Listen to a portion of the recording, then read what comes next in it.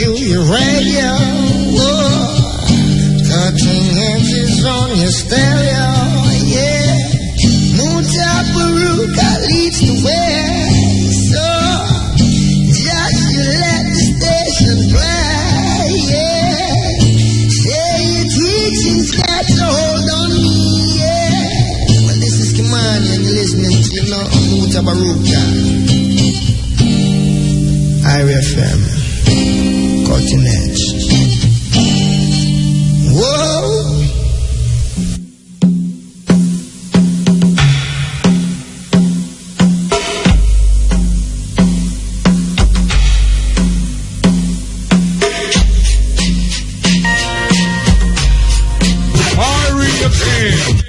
Thought-provoking, always smoking, lyrics like a bazooka.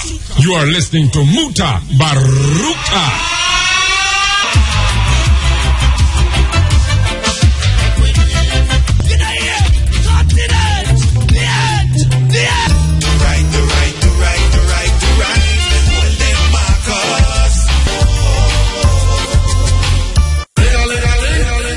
The school bell will be ringing this Sunday when Reggae Radio, IRFM, and our friends from Lime touch down at Jam World Portmore St. Catherine for the 5th annual Lime School Aid.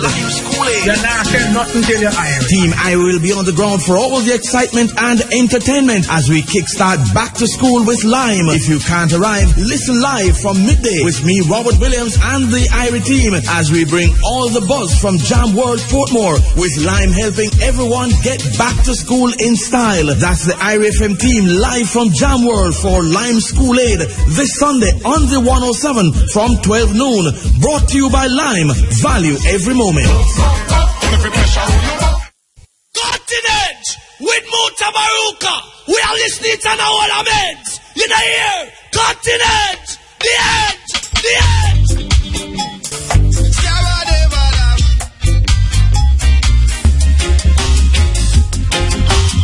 Yeah, good night.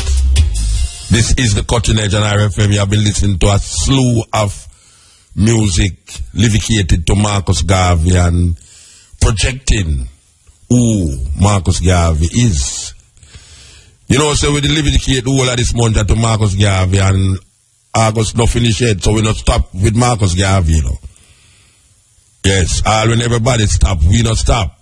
We continue the journey right to the end of this month. 1 month, August, Marcus Garvey month we call it. So tonight we're going to feature Marcus Garvey again, as we did for the past so much weeks on the Cutting Edge. We want you to all the people them who take part in that wonderful feast on Sunday. Oh gosh, man, beautiful, beautiful, beautiful. Yes, we know say it must leave an imprint on someone out there. Must leave an imprint on someone out there. So we know say the work is continuing through the microphone of IRFM. So tonight we want to feature a lecture by Henrik Clarke, and it is called The Legacy of Marcus Garvey. We want you to listen to carefully what this man, Henrik Clarke, the late Henrik Clarke, have to say about the legacy of Marcus Garvey. A very interesting analysis and important documentation about Marcus Garvey. And you know, say, we do things different all the while. Yes, we do things different from most ones. When them do things, them do it one way. When we do things, we do it many different ways, but we do it the same way. So, we want to tell you that we can't even put your tape on cock again because tape not them tape not them out again, you know. Tape them out still.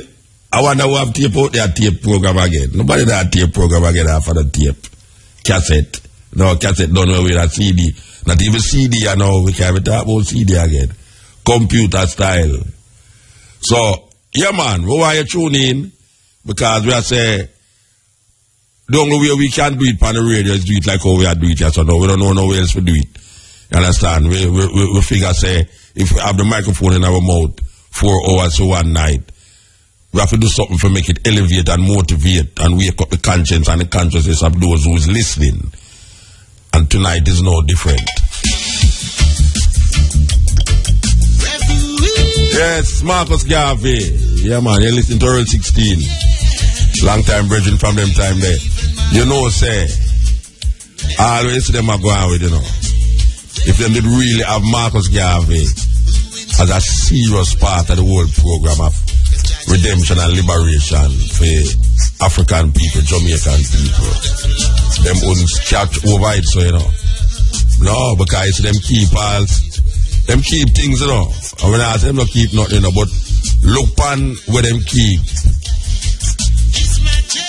You know, every year them put something in a library down a St. Anya, so. I don't know how much money them spend on that, but obviously it don't look like how much money, it look like no money. Maybe them give the big officials them per diem. To come down, they come sit down. You know, but look how we go on up here, so. I RFM here, so, Sunday. And the thousands of people who gather to come celebrate just because we call them to order. And you know the other day, last year, yes, 1 and some years ago, we call the people them to order for the Coral Garden atrocity. And we march through Kingston to Alfred Tree, and the thousands of people that gather to really recognize the importance of visibility. Guys, visibility is very important, you know. If a man not see, you know, and not hear about you, if there's no way he can evaluate and create a kind of image around where you want to do. That's why Marcus Garvey said propaganda is a very important tool and necessary to spreading this doctrine of liberation and freedom. So, what we are saying that is that we know, right as so, the power of the microphone and the power of the airwaves, and we use it in the most effective way we can. And we give thanks to the management and the owner, our owners, whosoever, for really understand and appreciate what radio is supposed to do in a Jamaica. Because over the years, we see like them want to maintain the same status quo like them at BBC and CNN. And even BBC and CNN go into places to really unravel mysteries and unravel this and unravel that. Radio is not just for entertainment. Radio is also for information and education. So we don't wait till people bring news come give it. We make the news. You understand? And Marcus Garvey is deserving of news. So when you hear we say 1 month on this program, Marcus Garvey, we know say it's important that we do that. It's important that we spend some time on Marcus Garvey for 1 month. And that no means say we're going to stop after 1 month, you know, because you know say our mantra on this program is, if you have no confidence in yourself, you are twice defeated in the race of life. But with confidence, you have won even before you have started. And you see, anytime we repeat that over and over, you find say, other people, it can't come out of your brains. That Marcus Garvey talk about propaganda. You see, the more we say that, is the more an next person out there are going to repeat it, and the more and it just indelible in your ears continuously. If you have no confidence in yourself, you are twice defeated in the race of life. But with confidence, you have won even before you have started. Are some serious words to live by the man called Marcus Garvey, who has been recognized as one of the most important philosophers of the 20th century. Marcus Garvey is recognized as one of the most important philosophers of the 20th century. So we don't go create singers and runners and all these things. Philosophers, Marcus Garvey, say, if you have no confidence in yourself, you are twice defeated in the race of life. But with confidence, you have won even before you have started. These words are words to live by. And years me I live by that day. Mantra day. Believe you me. You talk about prayer. We don't go down on knee and pray to no imaginary, invisible craziness, superstitious madness. No, we're not there that. Never find I kneeling down and clasping hand and praying to the imaginary force. No. We have words that was given to us by men, great men of color, that we know existed and exists today. That when we say what they say, we know that it is coming from and where it is coming from and who it is coming from. I use some man that start quote things to me, and when me ask them, so who said that? And a man that said in the Bible, I said, then, oh, you know who said? Who said that? Who write that? Him can't tell you who because nobody don't know who yet. A man that tell you, why it's inspired by God. If you don't know who write it, you don't know who the man would read. All you know that it's inspired. All you know is inspired. What make where the man who write the Psalms or the men them who write the Psalms more inspired than our singers here today? Because when you listen to the music of reggae music, you hear inspiration just a flow. Just a flow, so. And we get inspired by things around us and in us. Some people get inspired by the same word in the Bible too. But we know and we understand. We're not going to make them tell you about, well, me have to talk for everybody, you know. Me not going to make them tell me about no wisdom from above. And me come and look for above. And I talk about God take the case. And I look for divine intervention. The only divine intervention cometh from our ability to discern what is wrong and make it right in ourselves. We have to use ourselves. And when I say ourselves, we are talking about O-U-R. Ourselves. To organize ourselves into a force that is necessary to bring about change in ourselves. Because if you can't change yourself, it's you that you're going to try to change the world. Because if you change yourself, the world will change. Yourself, it's you that you're going to try to change the world. Because if you change yourself, the world will change. You have some man that run up and down the place that try to change the world and I try to indoctrinate the world. And then him family and him personal relationship is not working out. You have to work on that first. You have to work on the communication with your children before you come talk about you want to work on communication with the world. Joining organizations and community this and community that. When you can't even help yourself. Confidence in self is what is necessary and important. And that message should be right across the board. When man talk about mantra, our Father with art in heaven, if you have no confidence in yourself, you are twice defeated in the race of life. Because life is one race, you know. With confidence, you have won. Even before you have started.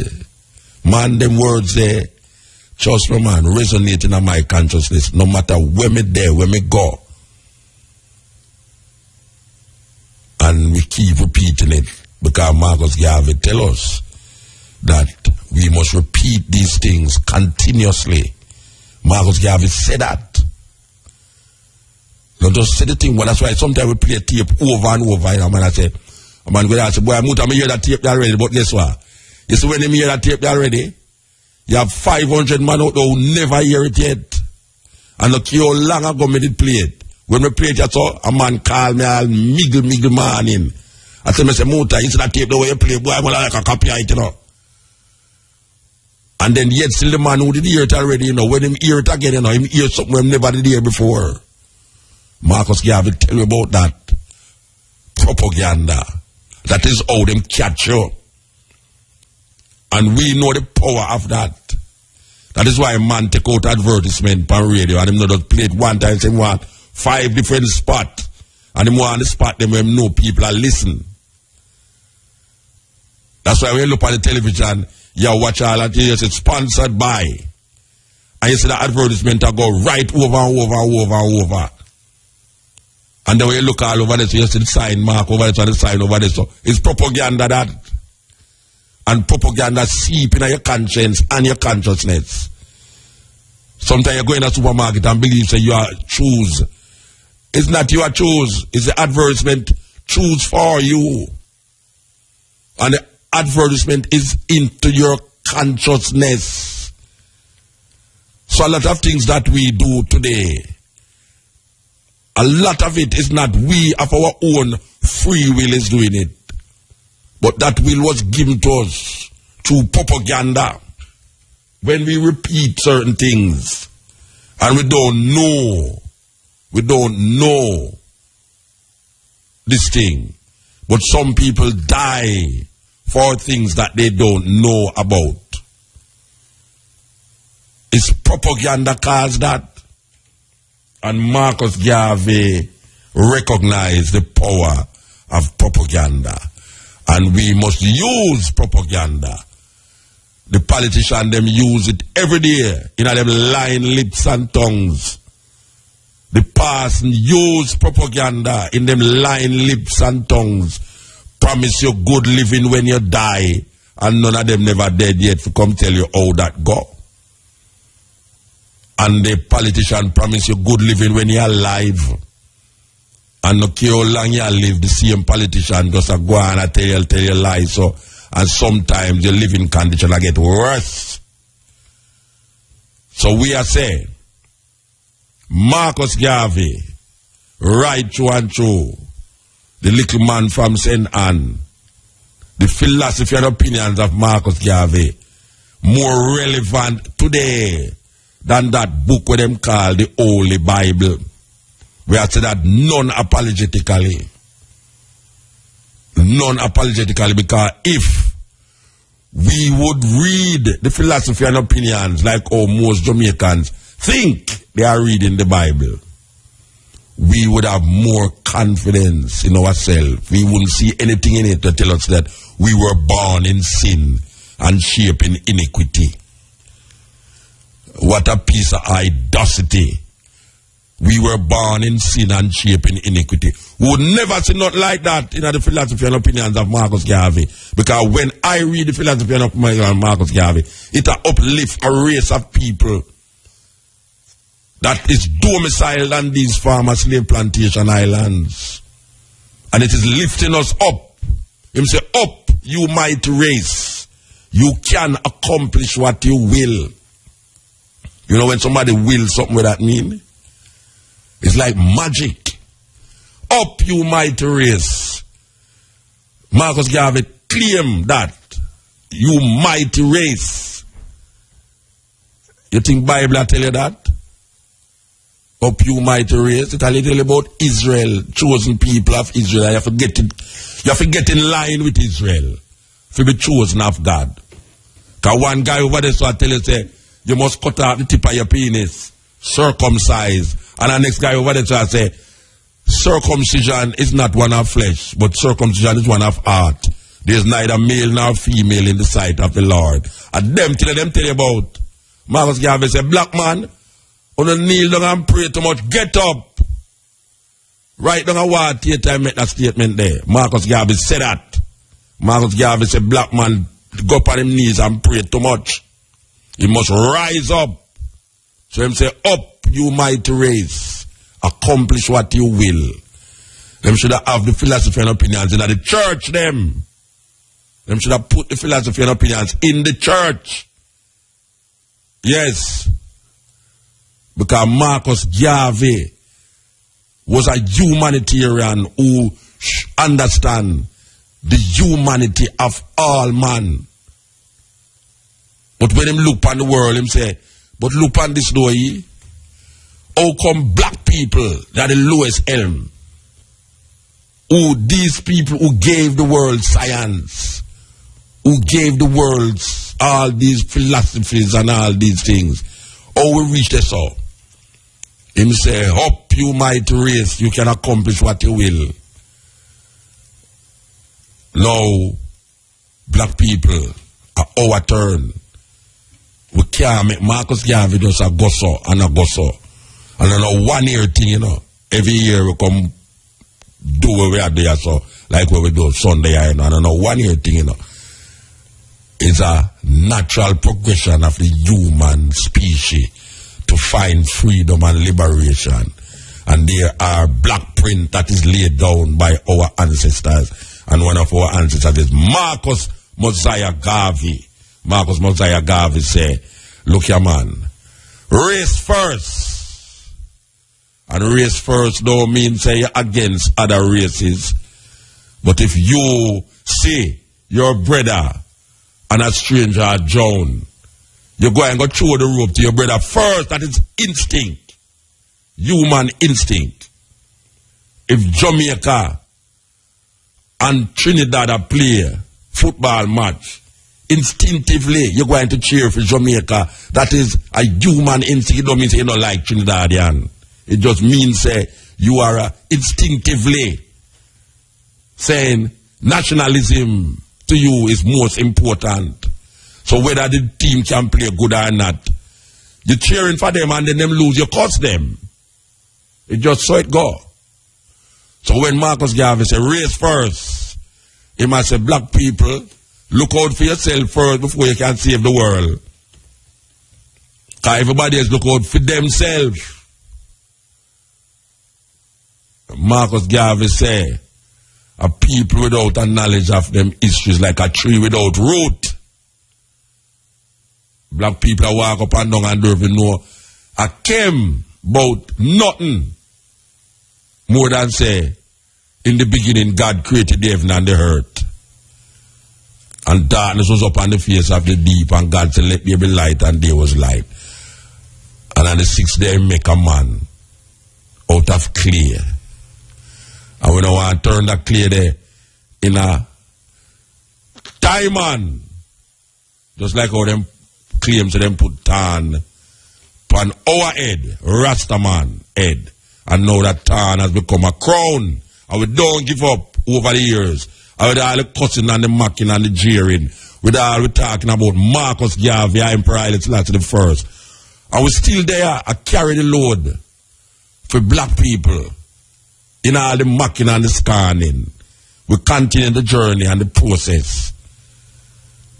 Black people, wake up to the reality. Marcus Garvey live. And we don't have no illusion. We don't have no illusion. We don't worship no man. But we praise the works of all the men who came and the women who came in honor of our liberation and the struggle for a just cause for every man per earth. So Marcus Garvey say race first. Up you might race. You can accomplish what you will. Anything praiseworthy is to be done, it must be done through unity, but of building a nation on his own on the great continent of Africa. This is the cutting edge on RFM. As we say, we want to play this lecture by John Henrik Clarke, and it is called The Legacy of Marcus Garvey. Why listen to it carefully. You understand? So we're going to start it right at this point. Color away their color preferences and rolled in on their prejudices. Knew that Jamaica was one of the most color stratified islands in the Caribbean. England had made it so.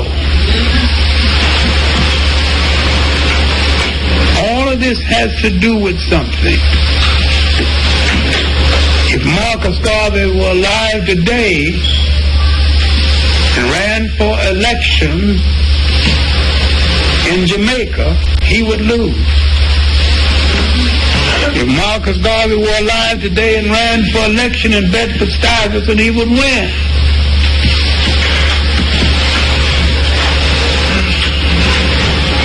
Tell you something about the temperament of the Caribbean mentality at home and the Caribbean mentality away from home.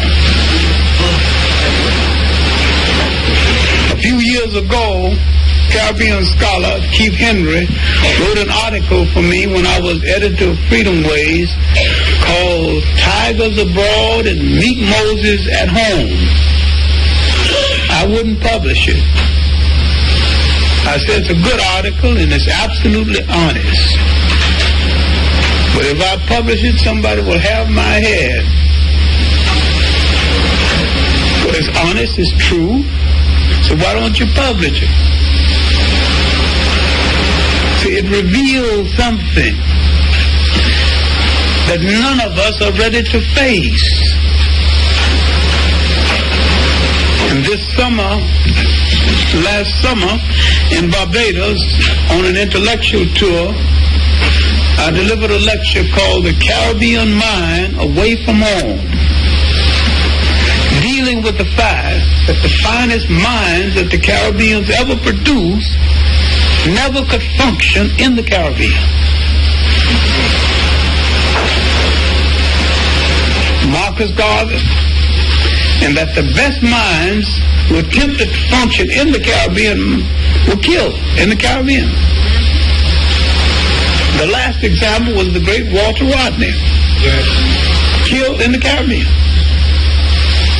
And their finest minds function outside of the Caribbean, and that Black America became the beneficiary of some of these finest minds, starting with Prince Hall, who built the Black Masons. And there, in Barbados, one evening, before I made the speech, I was speaking to an aristocratic woman, and I said that tomorrow I will speak on the Caribbean mind away from home, and I will start with Prince Hall, and I will end with George Lamon. And she jumped as though I had said something about her mother that was unpleasant. She said, "You dare mention the name of George Lamon on this island?" I said, "He's only the finest literary figure Barbados has ever produced." She said, "That horrible man. He dared to say that tourism is horrorism." I said, "What else is it?"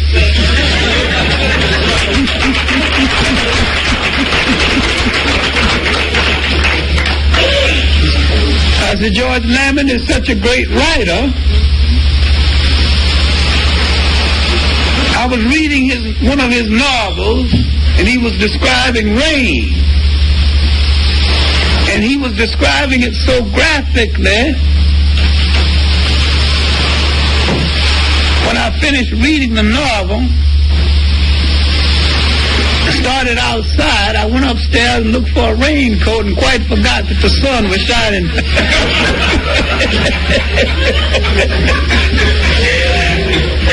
He made me feel that it was raining outside. That was greatness in writing. And she said, "Why not V.S. Naipaul? He handles the English language so well."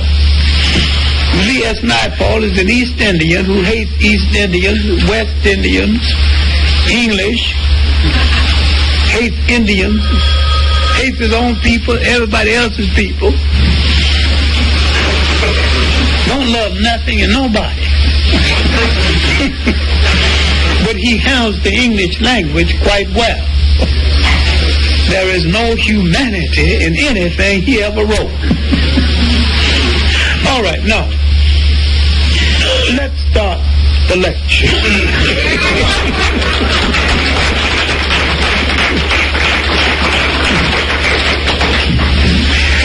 Marcus Garvey is too important for delay. At first, in talking about Marcus Garvey, it would seem that I am talking away from the subject, but I will be talking directly on the subject all of the time. We need to place Marcus Garvey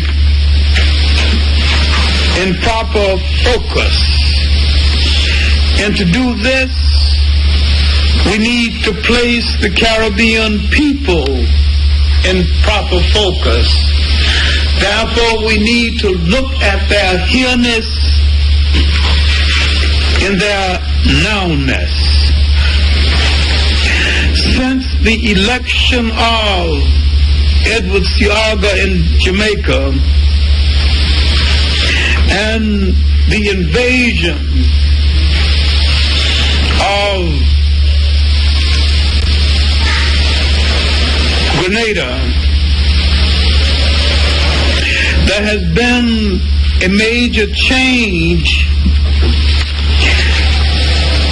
in the Caribbean world and a change in an attitude toward Marcus Garvey.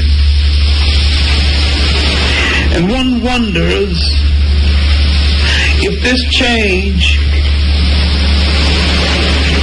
has made Marcus Garvey and his ideals safe among Caribbean people.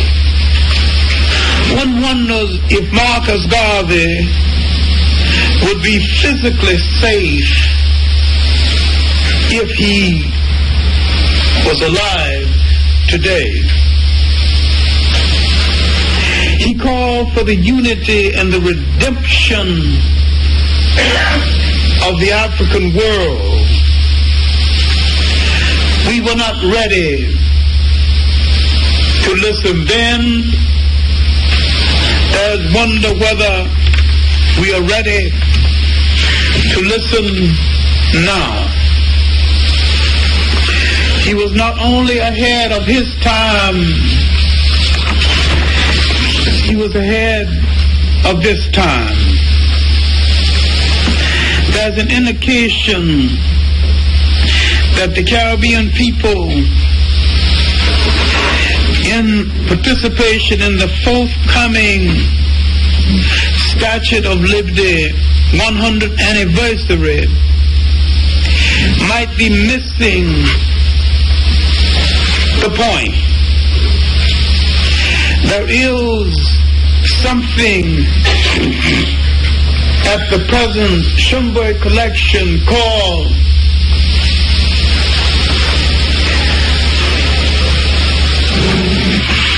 the immigration voluntary immigration, indicating that the Caribbean people came here voluntarily, separating them from the black American who came on slave ships. They're missing the boat because all blacks came out of Africa on slave ships.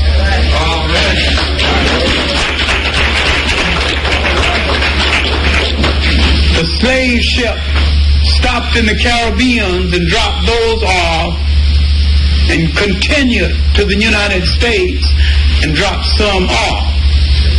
The fact that the Caribbeans came later is another point.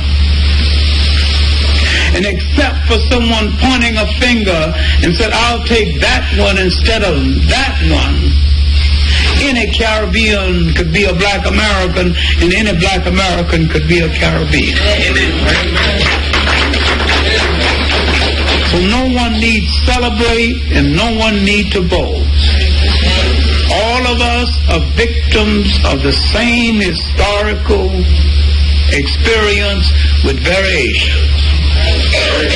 And no one need to boast or participate in the variation as though one is radically different from the other.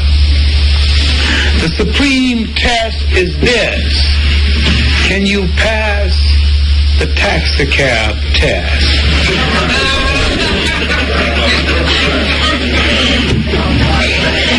There was an argument in one of my classes at Hunter College between black Americans, Africans, and Caribbean. And I told all of them, and I especially picked those with black faces, not brown or almost whites or yellows. I said, I want all of you to go down, and I want each one of you to count the number of cabs that pass you by before one stops. Don't open your mouth. I want to hear no accent.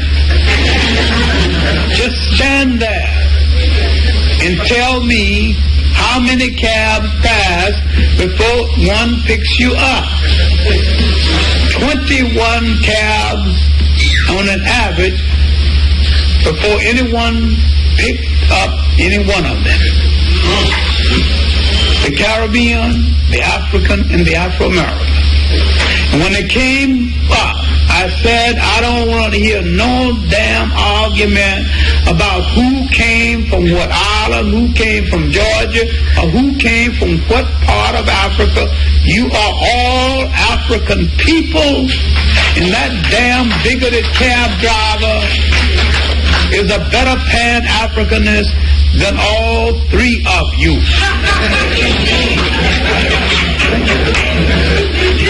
And once we understand that we belong to the same African family, no matter what island you came from, what part of Georgia you came from, or what part of Africa you came from. And that is the essential message that Marcus Garvey was trying to get across to you. One God, one aim, one destination. And when you can't understand that, you betray Marcus Garvey. And that is the essential message. All right, now, let us proceed. What we have to understand with those who are participating in the separate charade around the Statue of Liberty that hasn't got a damn thing to do with any of us,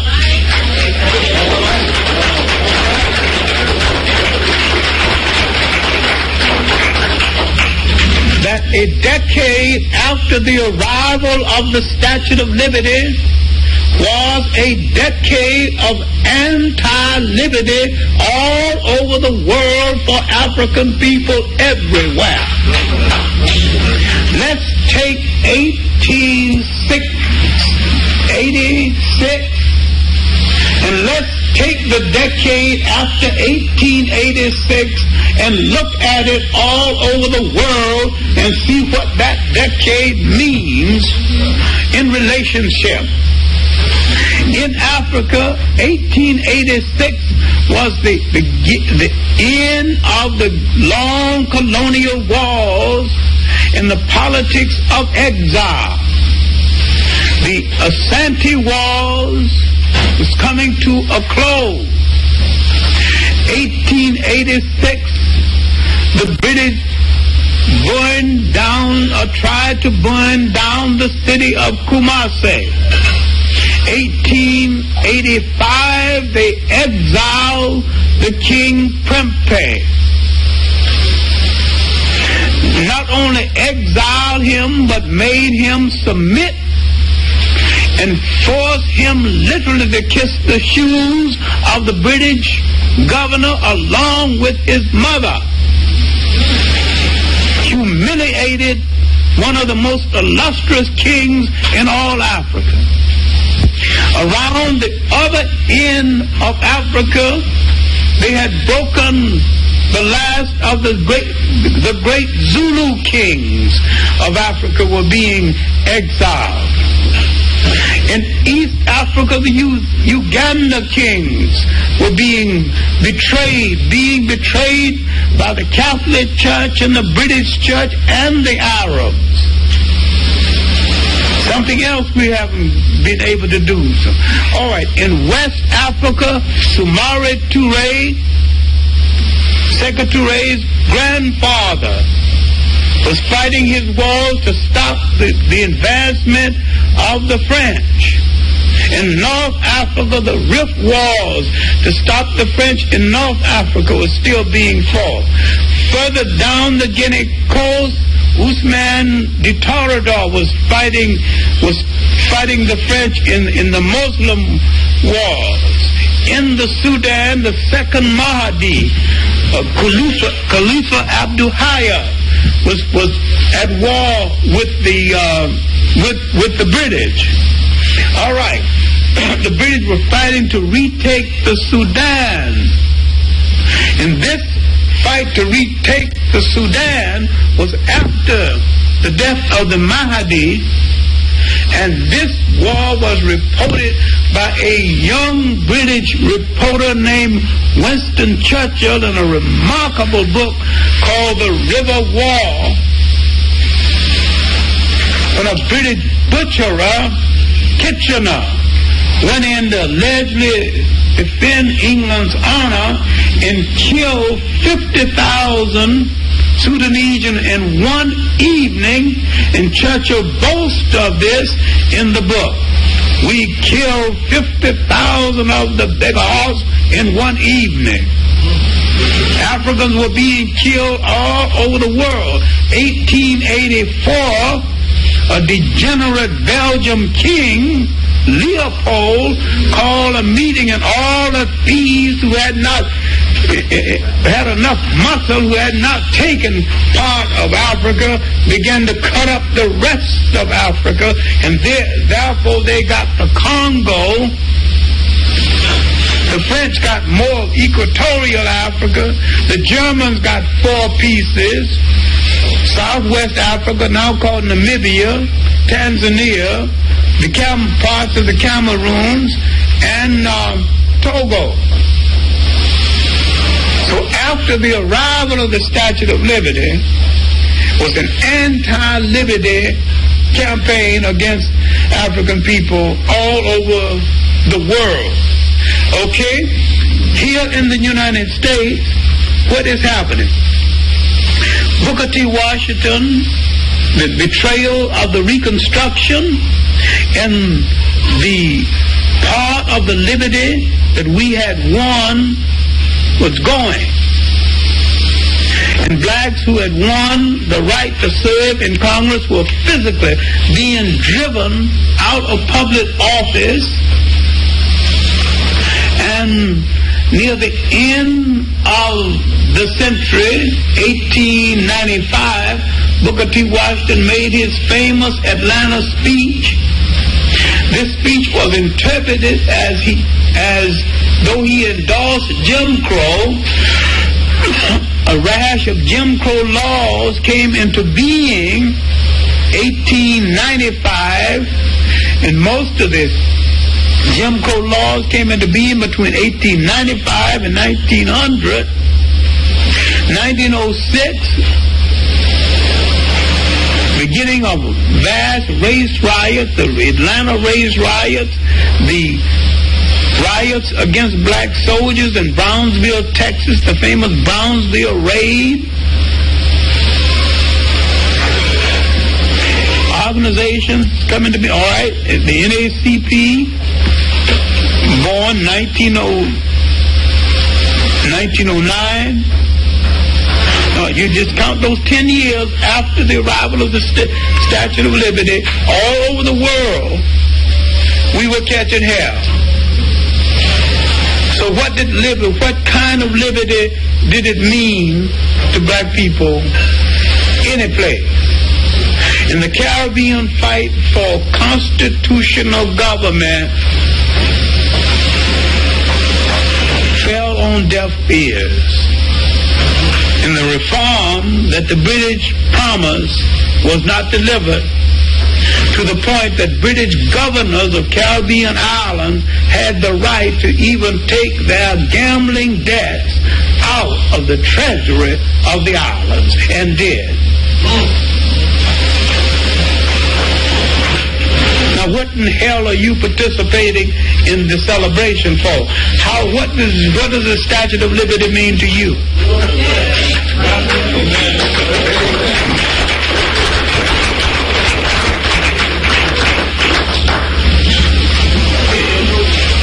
We are forever misinterpreting history.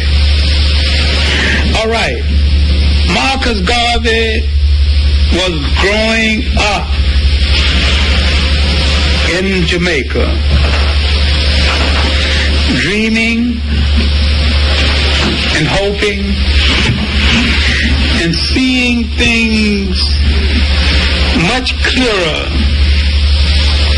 than most people see things. Growing up, learning, growing up,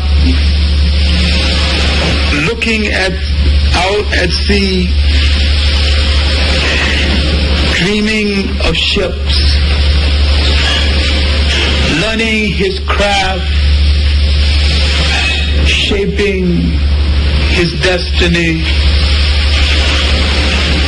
Ultimately, he would begin to leave Jamaica. He would make his first trip outside of Jamaica. He would make a tour at a young age outside of Jamaica. And indicative of his skill, everywhere he went, he found a job, doing something. Watchman, running a newspaper. He was not unemployed any place. This is a person with so much native talent that everywhere he went, he inquired about the conditions of his people. A born leader with wild confidence in himself. This is his exception. Growing up in an island, highly color conscious then and now, because the color had made a deal with England to the point where England had granted the colored special job categories that to some extent they still hold. Special professional privileges, to some extent they still hold. That they're creating a brown society and an almost white society with job categories. He came from a society of craftsmen that didn't have to apologize for his blackness. And he had confidence in himself and his skill to the point where he did not have to cater to anyone based on color. He had skills over and above that and rose above it. He had this kind of confidence, and this would help him through life. And one of the reasons why many times he overplayed the color scheme in the United States is that the color scheme in the United States operated differently. The crude white men in the United States put all the color gradations in one bag and put one word on the bag.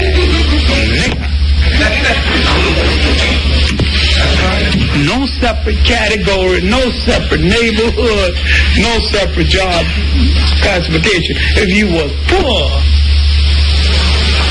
you all lumped together. Because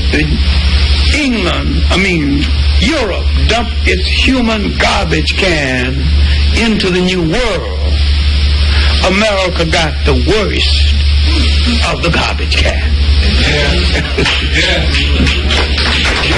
The lowest white persons of Europe hit the United States.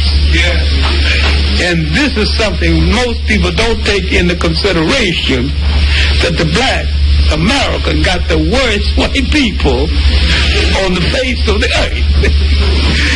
And when you judge the black American, understand he got the worst of Europe to deal with. Now, none of them were good, but ours just happened to be the worst of the lot. And Garvey never took that into consideration when judging us and the ones we had to deal with as against the ones they had to deal with. The ones he had to deal with were brutal with a little style. And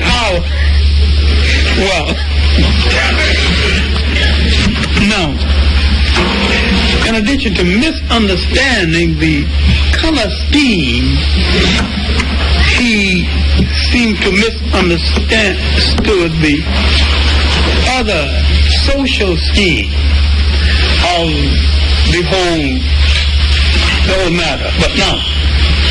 And yet, from the beginning of his projection, his greatest support came from black America. All right, now, this moves too fast, because what we have to deal with is Garvey's learning years, because he was a fast learner, and he never took anything from a second rater. Like Malcolm X, he learned quickly and he never took from second raters.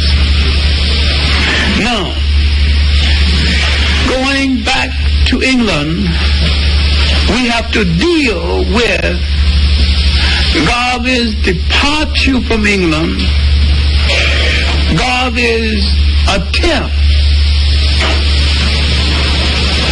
to find an organization in Jamaica. And when he went to England this first time, he came under the persuasion of an Egyptian of Sudanese descent, Duz Muhammad Ali. And he worked on the newspaper of Duz Muhammad Ali, and he read, and he went to classes in England, but he learned well. And he became the beneficiary of the fact that several conferences had been held in England, and one of the conferences was the World's Conference on Race. That conference had been held in 1911. Now, Garvey read these papers in these different conflicts dealing with race. These different conflicts dealing with race, especially the racial views of an Englishman of a world-famous sociologist named Adler, and the racial views of Du Bois.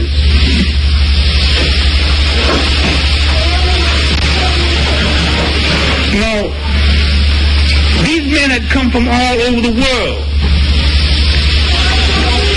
Then, in the pages of Duz Muhammad's newspaper, the African Times and Orient Review, there appeared an editorial. The editorial was quoting, hear me well now, a white black nationalist. This was a man named Booth. He was in what is now Malawa, then called Naasaland. This man had grown dissatisfied with the whites in Southern Africa. And he went through Southern Africa exposing them to the blacks. And he said, to the blacks, whites cannot be trusted. And he was angry with the missionaries, and he was exposing the missionaries to the blacks and telling the blacks that they can't be trusted. They're all a bunch of fakers. And when the blacks asked him, can you be trusted? You're white. To his everlasting credit, he said no. Me too. And he raised the question, Africa for the Africans, those at home and those abroad. That's what Garvey got to say.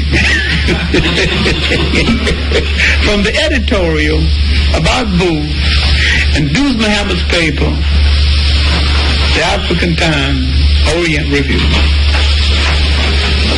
Garvey never took anything from second-rate people. And when he took it, he molded over and wrote around it and added to it, theorized around it to a point where it became his own. And the world forgot Booth, who started it. Now, when Garvey came back to Jamaica, he tried to find the UNIA that failed twice in Jamaica. It would not grow in that soil because first, the political atmosphere of Jamaica, partly bastardized by the color scheme. Garvey could not sell blackness in the Jamaican soil of that day, and I question seriously whether he could sell it in the Jamaican soil of this day. But now, Garvey would become an admirer of the theory of Booker T. Washington.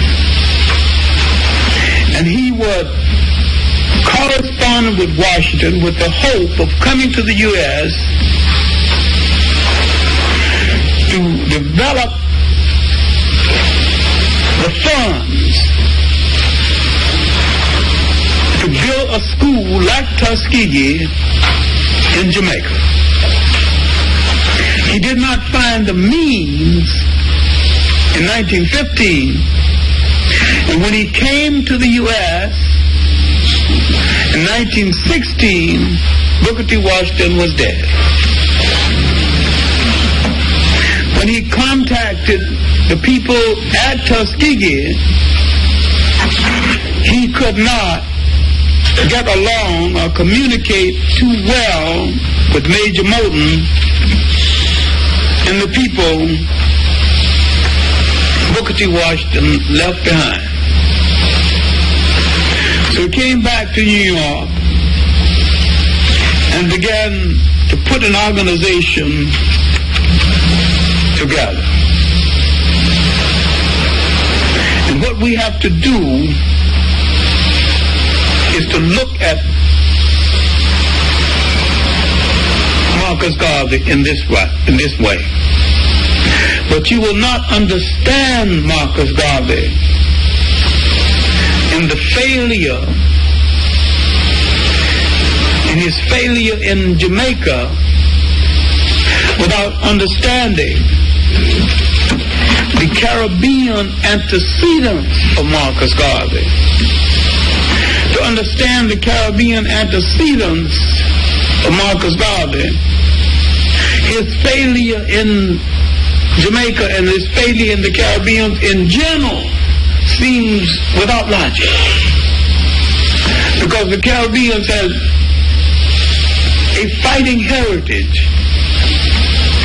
a revolutionary heritage, stronger than the United States, longer than the United States. Why didn't his seed grow in that soil? And yet it did not. And probably will not grow today. Those specks of dust in the Caribbean Sea, those islands, once challenged and changed the world. What changed them? It was these islands that furnished the economy, that pulled Europe out of the lethargy of the Middle Ages. It gave Europe the economy to come out of those plagues and famines. It was also those islands that had the most enduring slave revolts in the history of the world. What happened to that spirit that failed to effect the wedding with the dreams of Marcus Garvey? It's one of the dilemmas in history.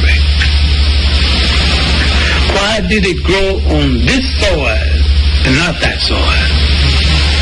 The soil that produced the Tucson Overture should have been right for God. When you look at the Jamaican soil that had longer revolts than Haiti, that produced the Maroon revolts, Mansong and other rebels. I mean, Jamaica had revolts lasting 200 years. The revolts in Haiti generally really was over a 20-year period.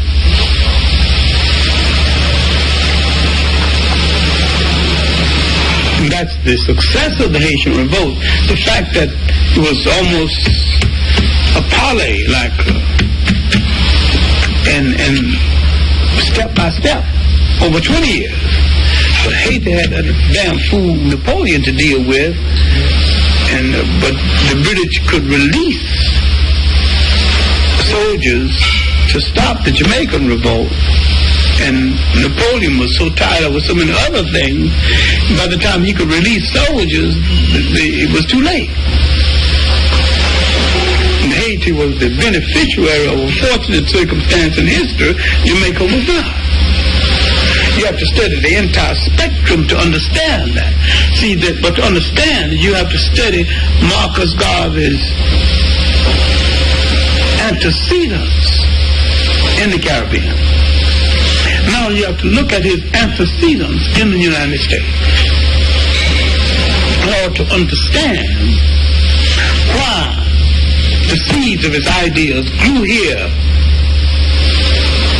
and not in the Caribbean, and would not grow in the Caribbean today, and might grow here today, or might not grow here today. Might not grow in Africa, might not grow in either one of the places today.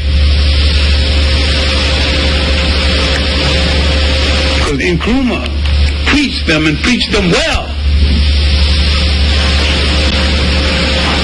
And yet, Nkrumah, who preached them well, was overthrown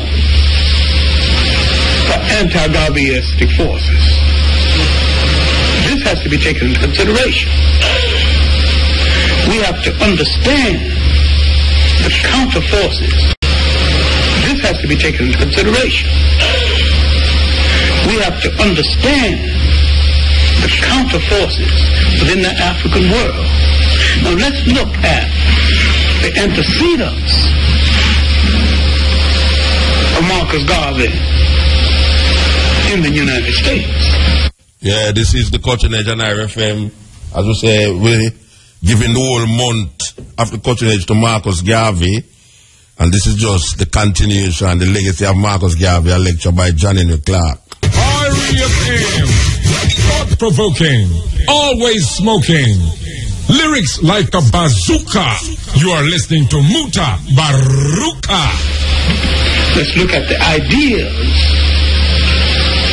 that preceded Garvey in the United States and how the scene was being prepared for Marcus Garvey 100 years before his emergence in the United States.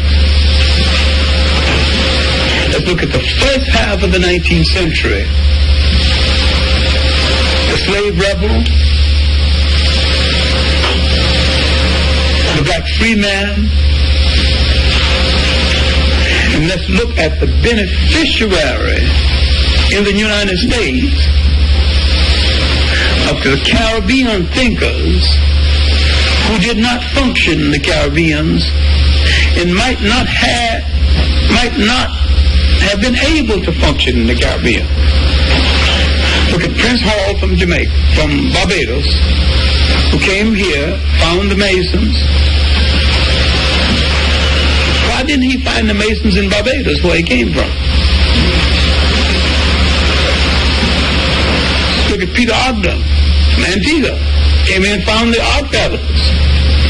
Why didn't he find the Odd Fellows in Antigua? He came here and found the Odd Fellows.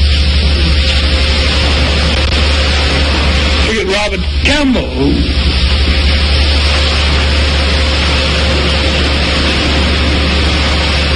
John Westwell, who edited Freedom's Journal. He's from Jamaica.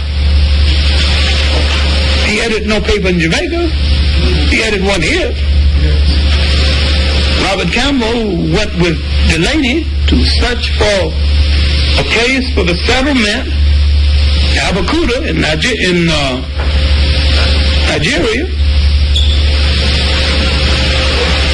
And these Caribbean figures joined with African American figures and thought that both of our problem was one and the same, and they were right.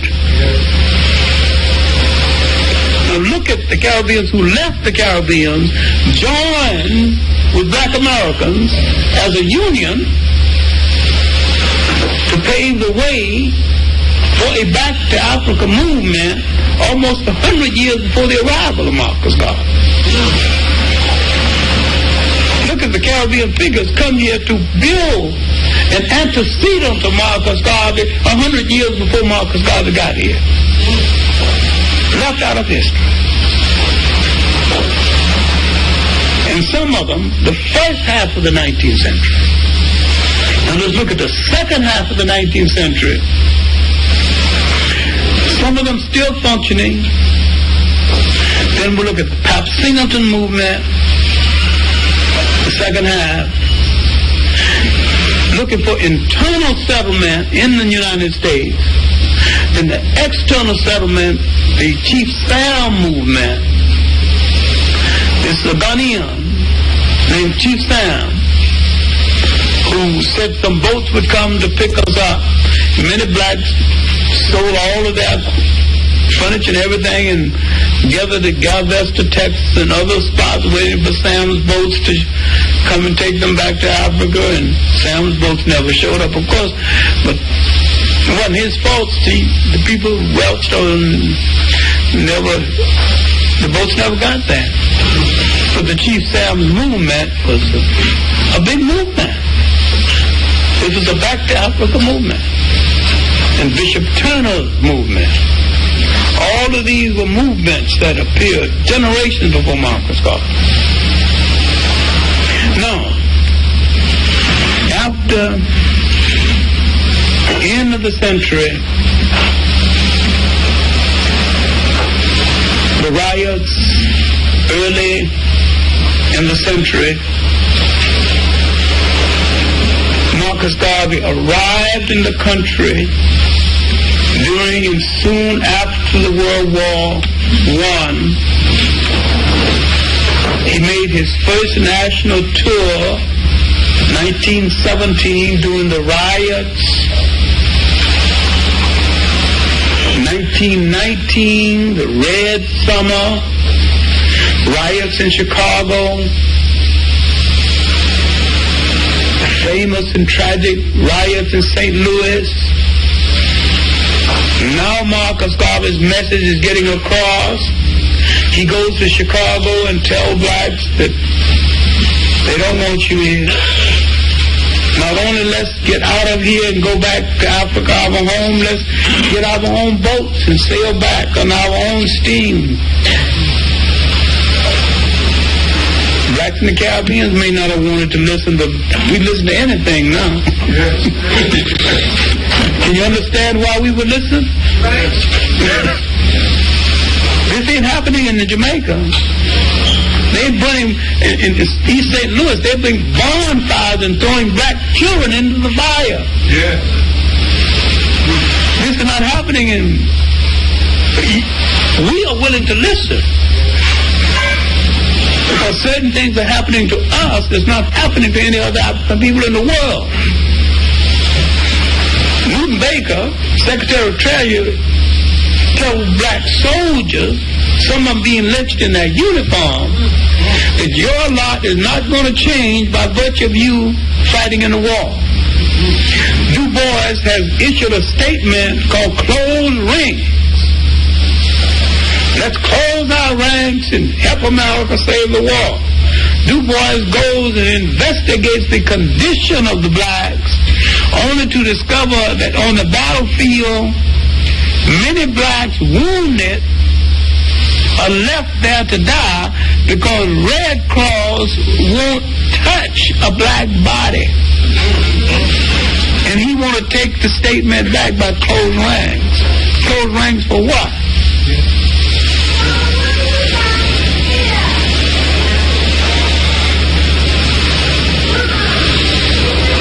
Now you can see how the atmosphere in the United States is produced to receive a Marcus Garvey, different from that in the Caribbean.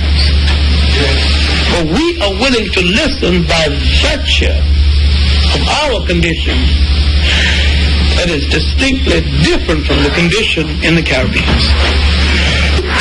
We are ready for anything by virtue of what we have to deal with as a difference, because the British have made some fake promises in the Caribbean, and the British are making schoolmasters and constables and, you know, and clerks in the court, and you got the superficial appearance of nation, you know, but we don't even have the superficial. And this superficialness give them the illusion of nation. We don't even have the illusion.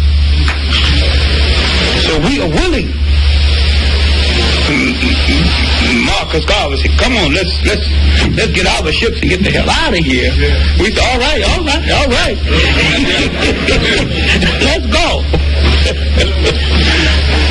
Now you can see why the largest organization ever built before our sentence is built by Marcus Garvey, mainly the Black American following and Black American money. In that the whole concept that he found black Americans with a wishbone and gave them a backbone is a lie.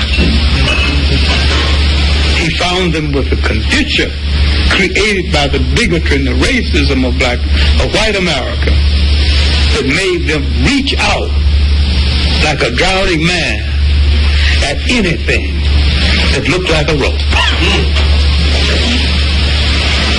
And neither the Caribbeans or the Africans have understood the kind of condition that white America put us in that made us appreciate a Marcus Garvey over and above that of the Africans and the Caribbeans. And most people who write about Marcus Garvey hadn't seen that. And particularly because 8 or 9 black American aristocrats wrote the government by getting Marcus Garvey out of here.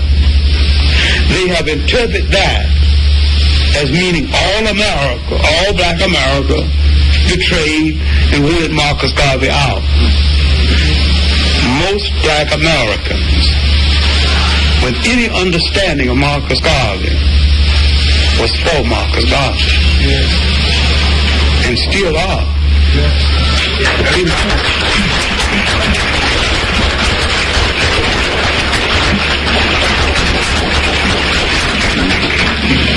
And so we have to take it beyond conversation. We have to look at the man.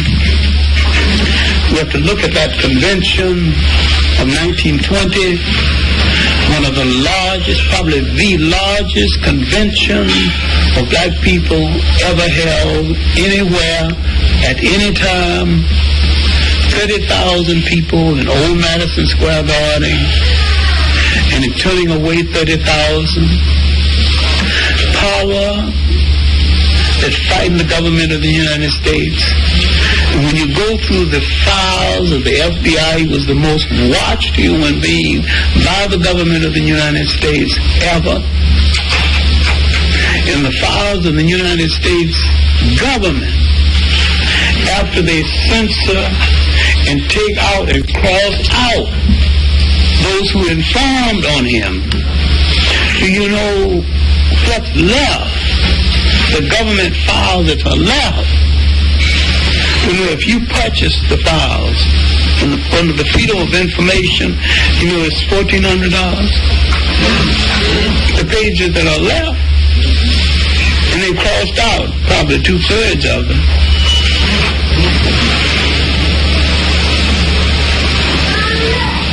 It was probably under surveillance more than any other single man. Now, after this convention, he was probably under more trouble, and in more trouble. I think the steamship line was built too hurriedly,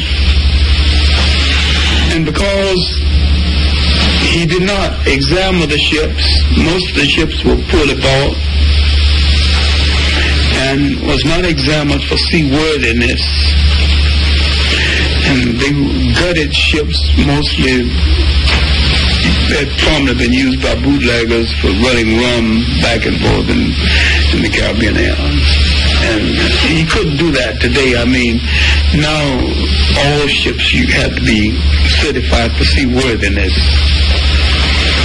And in that day, you could have had a ship certified for $50, and because Garvey didn't want to be bothered with the white people certifying anything for him, he just bought them, you know, and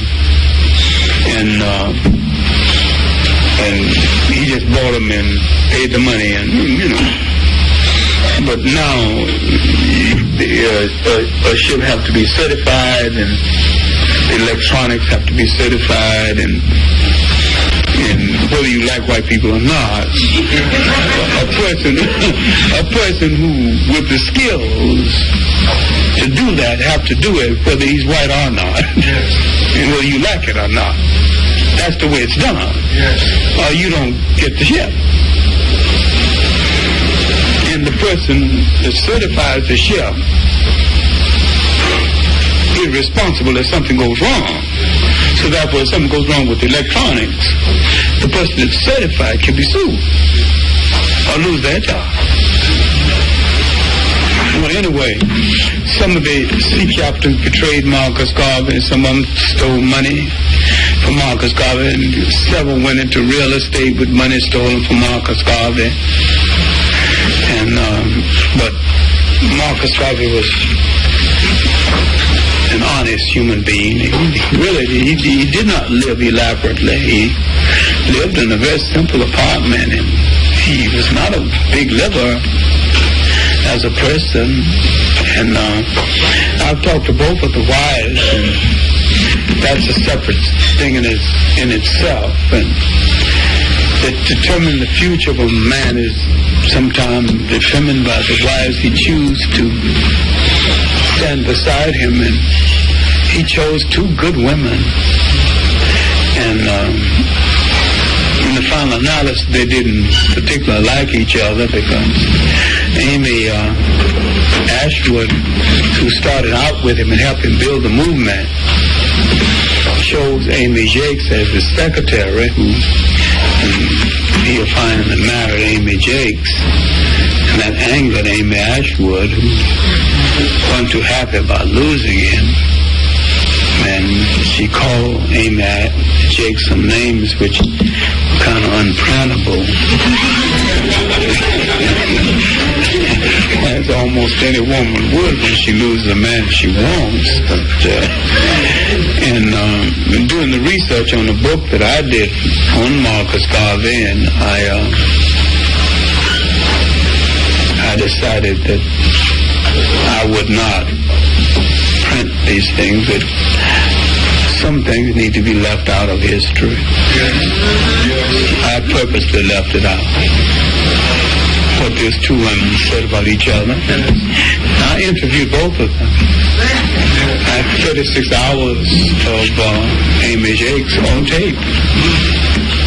And I didn't include any of it in the book, except her political views. And Amy Ashwood's tape was, I gave it to someone to copy, and they pretended they lost it, and I think he was a liar. I think he's got it, and it was the only tape in existence. So it's only 8 hours, but it's only tape in existence. And I trusted it was a brother who works at a broadcasting company, and he said that someone took it. I think he got it. I think it represents the disrespect of a brother to it. But anyway, it just taught me a cruel lesson. But no, the main thing is that the argument over the ships, the mismanagement of the funds, led to his imprisonment in Atlanta. And this led to a pardon and deportation by Coolidge. Pardon by Coolidge and deportation. And after deportation, the movement began to decline. His return to Jamaica. The second Jamaican years, when he tried to rule the movement from Jamaica, was not successful. He ran briefly for public office, and that wasn't successful. He was elected once, and the second time, on a technicality, he was not re-elected. And he went back to his trade to pay off his debts, and decided to go to London. And when he departed for London, newspapermen got around him and didn't know if he had a statement to make. He said, yes, gather around. Yes, I got a statement. Listen, write this down. They all prompted to write the statement down. And his great departing statement before he went to London, he said, Jamaica is a ridiculous country. End of statement.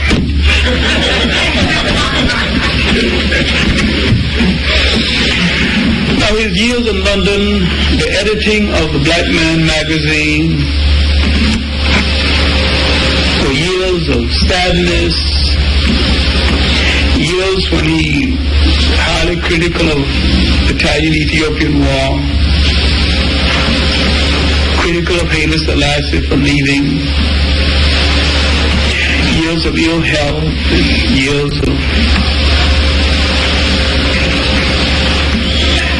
when he came to Canada when he could, and people could go to Canada and see him. He used to come maybe every other year. As a stringer reporter, I went on one of those journeys and saw him. He was angry and bitter and rather obnoxious and disappointed and somewhat offensive, accusing everybody of betraying him, and he was probably right. And I tried to understand that man who had dreamed of turning the world around and who had invested so much in the hope of a people, and now asking people why didn't they collect the basic monies for the subscription to the magazine, like $6 or $7 that they were supposed to collect and had not collected, and reduced to arguing about petty things. It was a sad occasion, and sometimes I regretted that I had gone, but it was the first and only time I laid eyes on Marcus Garvey. And while I regretted having seen a great man in this condition, it was at least the one opportunity in my life to have seen him. And I never corresponded with him, but he would go back and talk in Hyde Park. But this man and his hopes and his dreams was to change our world around. And he would inspire in Nkrumah, and he would inspire most of the African leaders. Now, the political meaning of his life for today is that everyone who has dreamed and hoped for our people have not been able to avoid Marcus Garvey, what he meant to the Caribbean islands, what he meant to the African world. And if we're ever to be anything whole as a people, we have to come back to this man and his bold dreaming. And everyone who has said anything to our people meaningfully have said in essence part of what Marcus Garvey has said repeatedly. Up, up, you mighty race, you can accomplish what you will. Fiery opinion, thought-provoking, always smoking, lyrics like a bazooka.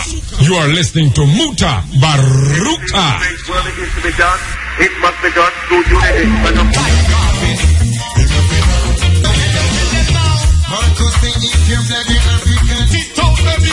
Yeah, this is the Cutting Edge on IRFM. We're going through the pieces, as we say, representing to your Marcus Garvey the whole month, and this was the legacy of Marcus Garvey.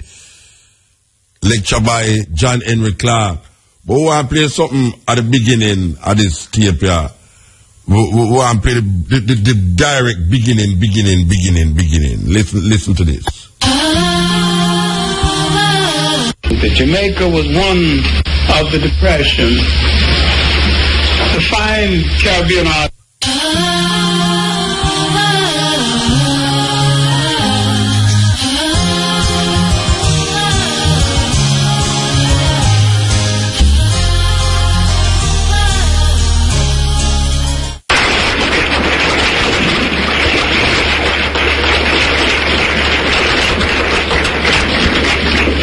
Thank you very much.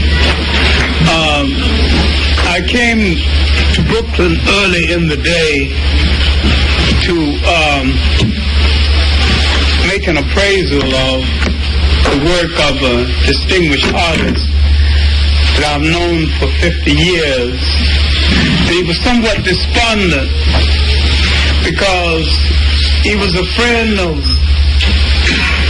the radical years of the Depression.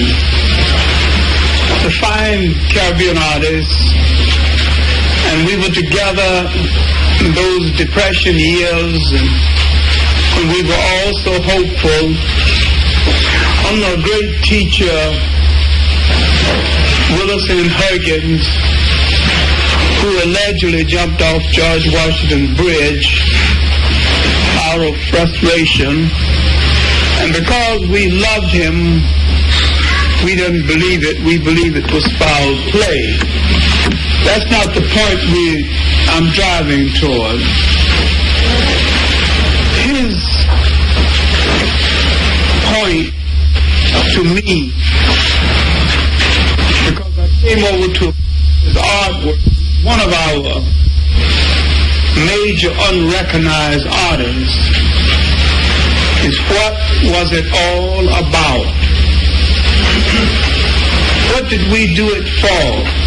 2 generations of struggle and wishing and fighting to face a generation of young people who don't seem to care, and older people who don't seem to care and don't seem to know. We started the Harlem History Club. We was with an activist called Sufi, who in Chicago was named Reverend Cruikshank, and who really started the Buy Black and Don't Buy or You Can't Work campaign. And we started the whole concept of Black Studies 2 generations before this young generation started it, or thought about it. We were in the river-to-river picket line. We remember days in Harlem community where blacks could not even close on 125th Street, 10-cent stores on 125th Street, where blacks couldn't even have jobs or drive buses. New York City, we were on picket lines, not trying to chase and not trying to impregnate every little girl we met. And we had dignity and respect and had youth, and now Reed is old and worn and barely got enough strength to go up and down the stairs in his own home, and where's it all went and what was it all for?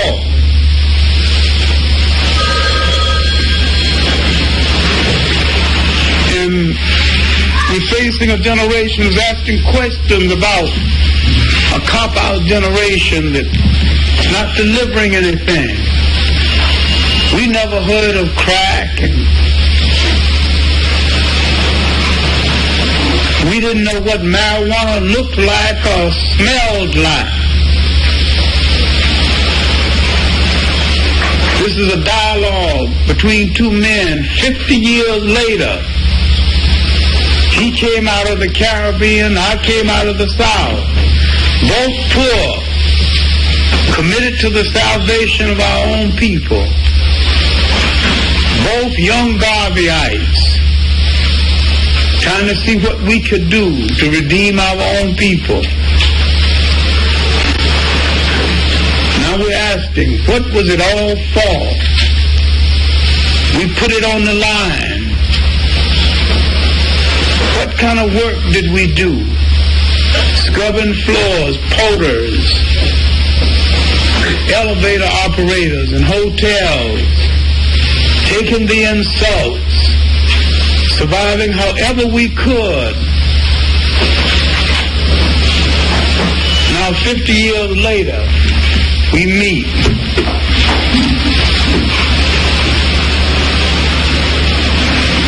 a former fine artist, former art director in a major advertising agency. His family grown and gone. His wife's gone. He's had two. I've had two. Sure and gone. Mine's about gone.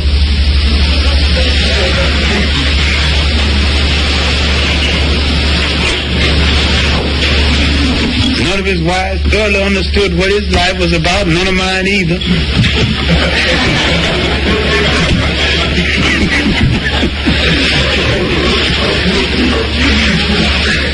We could have done a whole lot of things with our lives. We could have said yes to the right people. Both of us could have been rich, because that's what we wanted. We could have copped out and walked down Easy Street. We could have been the Cadillac route, the glamour route.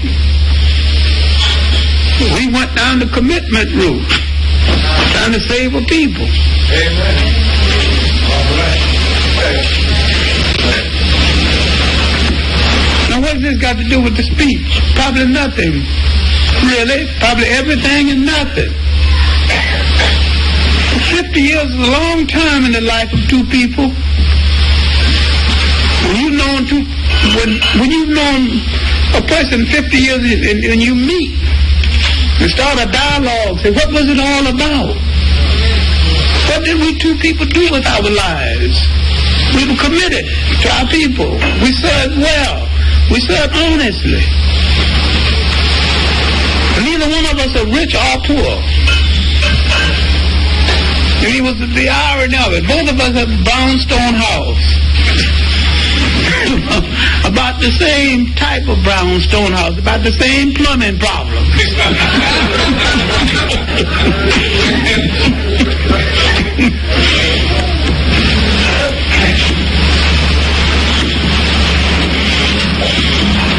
But the main thing, what have we done with these last 50 years? What have we seen? We've seen two generations parade before us.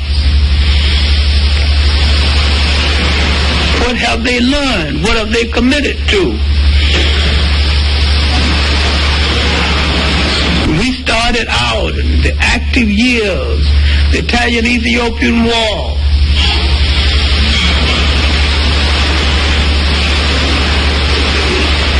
We thought Africa would be liberated by now. We've seen it go to the door of liberation and literally turn around or be turned around. We've seen the two branches of the African world, Afro-American, Caribbean, and Africa, get to the brink of liberation and let itself be turned around. Literally, we've seen Garvey betrayed. We've seen him betrayed by his own people.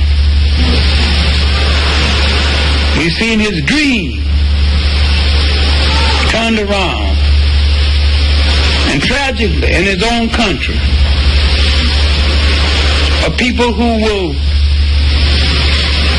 elect a Seaga, producer Marcus Garvey, and elect a Seaga, a white man from Boston, have problems.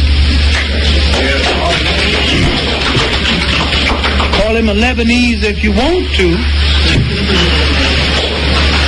This is a job artist and a con man who came to Jamaica to be elected.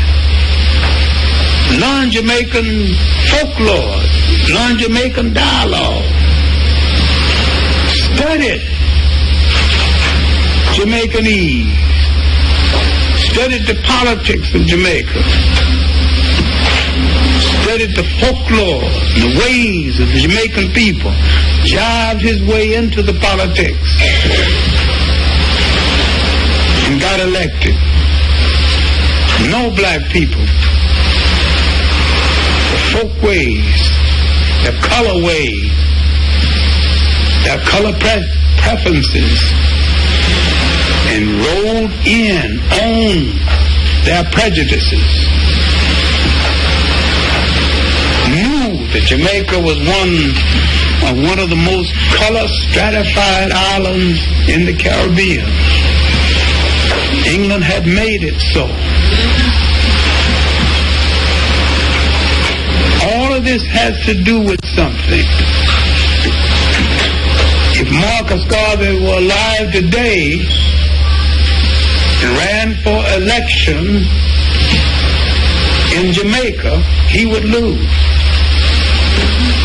If Marcus Garvey were alive today and ran for election in Bedford-Stuyvesant, he would win.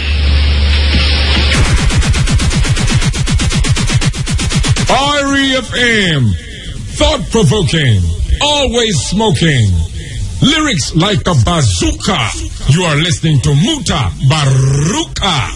Yes. You know, we play that part of the tape because when we was lining it up, it never started at the top. That was the top of the tape to the point where we started the tape. Marcus Garvey's betrayal, the legacy of Marcus Garvey in Jamaica. You hear the man say, if Marcus Garvey was alive today and run for election, he would have lose. I agree with him. I agree with him. A country who gave the world Marcus Garvey elect a Lebanese as them leader in politics.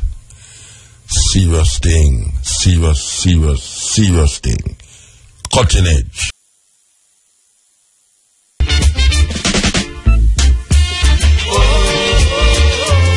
Yes, Marcus Garvey, yes.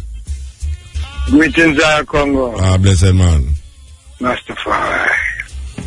In the year 1995, we wrote, we submit some words to Marcus, share it on RFM Live with Mr. Ellis.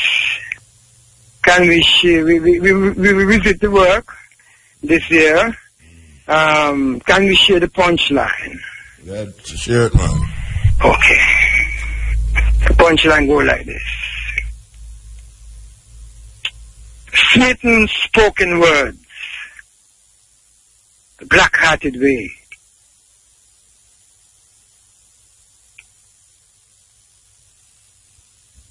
Yeah. Just for you. Let's start again. Smitten spoken words, the black-hearted way. Pricelessly dedicated to you, as I and I would say. Blessed 127th birthday. That poem, that's the punchline. The poem is entitled Marcus Messiah, rightly so. Marcus Messiah Garvey. Blessed man. We just choose to share the punchline only because of all that is poured throughout the program tonight. And we want to give the thanks. Give thanks, man. For echoing.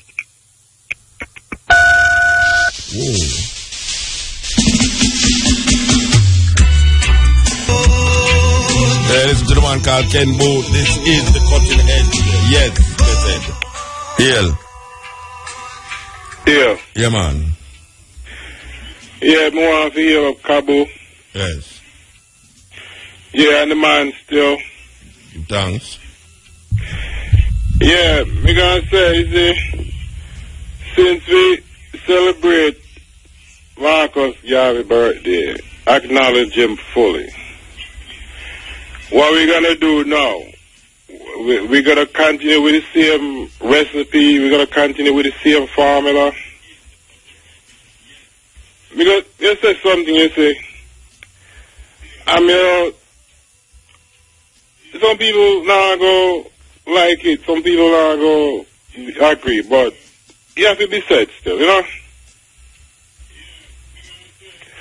Now, we travel through the 60s, to the 70s, to the 80s, to the 90s, and now we're in 2014. And we condition better. So, when are we going to practice what Marcus Garvey really said? When are we as a people going to consciously move toward consciously changing our condition, your mind, your whole thinking, your whole mindset? When are we going to do that? Seriously tackle this. You can't afford to sport and play 7 days a week, continuing the same formula. Crying. You can't really call on Marcus Garvey name, if you don't listen to what he say if you do, you know. You really don't have no grounds to really call the man name, you know, if you don't do what he tell you if you do. After he do so much legwork in discovering so many things and sharing it, and your condition look like said it was not here. You tell me, sir, you have any right calling this man name after he do so much work for you, and you sit down there and you don't have nothing on your foot, on your hand, on your neck, and you still can't get it right? When are you gonna move to really change your condition, man? You are in a high-tech instrument, the crowning glory of nature. When are you going to pick up a book and really enlighten yourself like Marcus Garvey did? Who you think going to do it for you? No man going to cut their head and take out what's in there and put in yours. I'm asking you again. I'm not coming back here and do this all over again. It's painful as hell coming here just to talk to you, man. Painful. It's a long journey, man. Long journey coming here just to talk to you, man. And you won't move like you're supposed to. What the hell you need, man? You know how many tears I cry for you? Every time I think about it, I shed tears, man. And you still won't move. Muta, give thanks. Yeah, man, give thanks, Bridget. I hear it and I feel it. All right. Yes, cutting edge. Greetings. Listen. Muta. Yeah. His Majesty, you know? Really? I have a thing, Marcus Garvey. I want to share with the eye, yeah? Yeah, man, give thanks. Okay. We have gradually won our way back into the confidence of the God of Africa.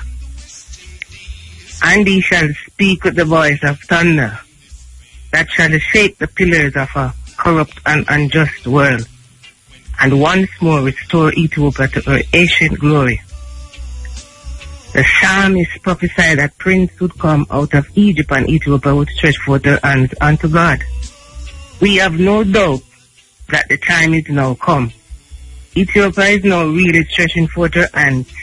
This great kingdom of the East has been hidden for many centuries, but gradually she's rising to take a leading place in the world, and it's for us, the Negro race, to assist in every way to hold up the head of Emperor Rastafari.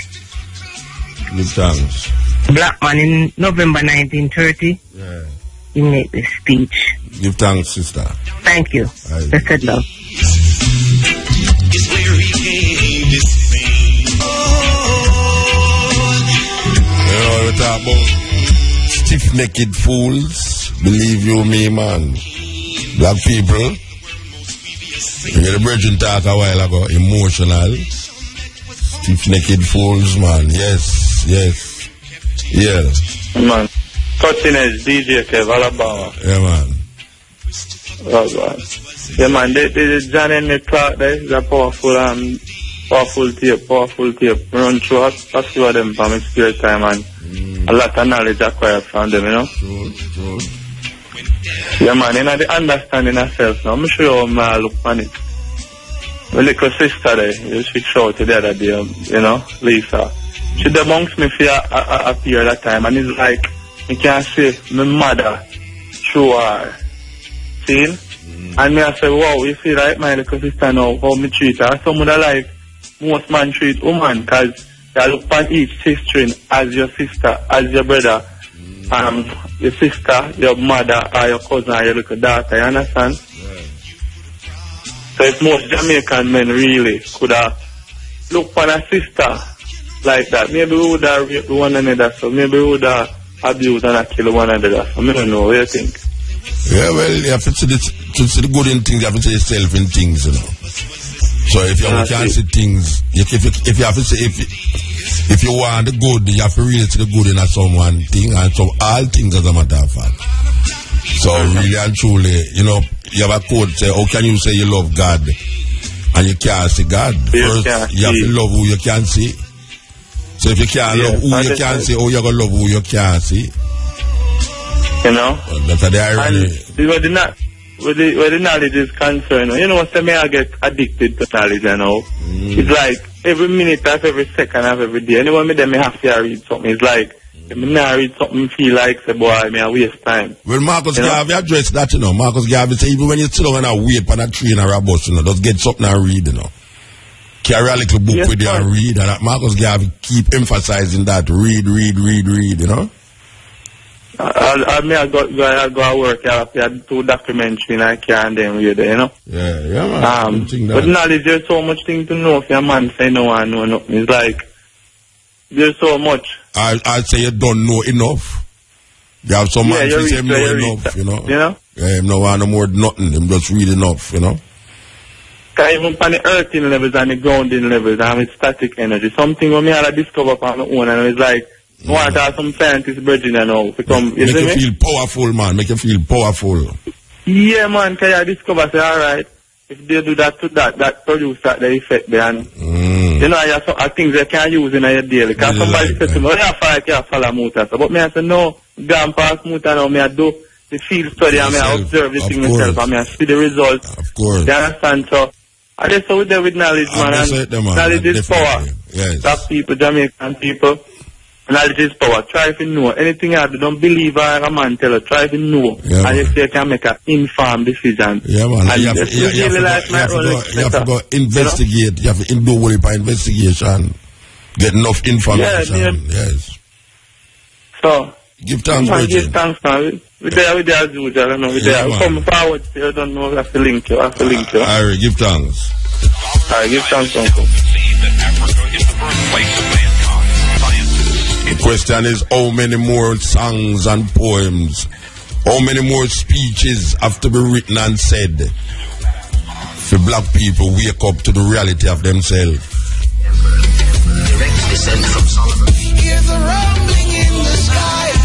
Yes, Cutting Edge, there with you, yes. Morning, Muta. Blessed. On your topic, you know, we need to be realistic because the generation that's ruling now is like in their 30s and they have no idea of their history. The people that they had to look up to, they're all gone. So there's nobody teaching them right from wrong or history. Why you say the people them who you teach them all gone? Because, I mean, we would have to look up to our elderly folks to hear our history. And then even 30-year-old youth now have nobody to look up to? But them people, they don't know are gone. They don't relay these messages to the younger people. I don't understand that statement because my daughter past 30-year-old and I am still here relaying messages. And that I hear daughter, you know, but me have my grandma. If me ask my grandma about my history, she don't know. How much year old you is? I'm 32. Yes, and you don't know nobody who can relay. Not all your grandmother. I know people, but I mean, if I ask my grandparents, them can't relay nothing to me. Yeah, but where you ask your grandparents too old now, you have to make them sit down and go find. And also, my grandma, I only have a grandma right now, you know, and she kind of young and. Where say young? I mean, she knows, but she don't know the depth of it, you know. Yeah, but this age is a new age, you know, you're not. Where your grandmother would have didn't know in a fair old age, you can know overnight by just pressing a computer or just... Then, of course, I do know that. But I learn totally different something from what I hear from people on the radio. Like what? You know? For instance, like what? Alright, for instance, growing up as a kid, I used to see like documentaries on TV about Africa, and I used to wonder what happened to our ancestors that were left back in Africa while we came to the Caribbean. And watching TV them time, I realized that it was just disease-stricken people, you know? And people my age were thinking like, oh my God, I'm glad that I escaped that, you know? But nowadays, I'm look back, internet research, and then some of them realize it all came from the white people, you know, infiltrating Africa. But one thing I always wonder is how come all the countries in Africa were infiltrated by the white people except Ethiopia. That's one thing I always wonder. Ethiopia was the only country that wasn't intruded by the white people. How come? Well, I don't know how to answer how come, but I know that within the relationship Ethiopia as a high region in Africa, and based upon its history, its relationship with history, it maintained a certain nationalism that surpassed most of the other countries that could be infiltrated easily by land by the Europeans. You know, Ethiopian history gone further than most history of most African countries, and it was able to maintain. Because I mean, if white people were tough in terms of weapons, most African countries, and it was able to maintain. Because I mean, if white people were tough in terms of weapons and them something there, why couldn't they? Yeah, well, that may I tell you now, say the people who the Ethiopians maintain a certain connection with them history and culture, and because of the region where Ethiopia finds itself, it was very difficult to infiltrate it. And even when it was infiltrated, the people they maintain a certain nationalism that caused it very difficult for people to come and overthrow them. Them fight off that invasion even more than other people who was on the lowland and the lower parts of Africa, where it was easily infiltrated, and there was so many, what we call now, no connection with a certain history and heritage. You know, that is really what motivates people, you know. Them connection to history and them culture is what keep them intact. You know, that is alright, so what I'm saying now is that us who are in the Caribbean, we don't know our history. So being that Ethiopia wasn't infiltrated by these white people, would they know our history and could they teach it to us? History? No, but we know the history now. What the history? No, white people come and take us from there and bring us here? No, wait. Ethiopian have to tell me about my history now. Me have enough information now that me can teach people who me consider as slaves the history of Africa. We're not about no white people come take with. That is not African history. African history exists thousands of years before white people in Africa. But when I say don't move, you know. People my age, right? Yeah, your age. When we research it. That is as far as we go back. Yeah, but when I tell you now, so you can't go further than that if you research it. How will find that? Oh, I find it. If I go on the internet, I find up to that point. I can't find beyond that point. No, but that is not true. That is not true. The tape I just played a while ago, it come from the internet. Yes. The books that you know have, Ben Buchanan books, John Henrik Clarke books, you name the African literature that you can find them on the internet. You have tapes of history, teachers, philosophers, black history historians right now. And if you go up on YouTube, as a matter of fact, if you go up on YouTube and Google any name that you want to find out about African history, just put African history. You see how whole heap of them come up that have nothing to do with white people writing it. Most of the African history that you find right now on the internet is put there by black people and historians of black consciousness. So, you know, if you put Malcolm X in there, you see how much Malcolm X speeches come up, and then it refer you to other speeches by other black people.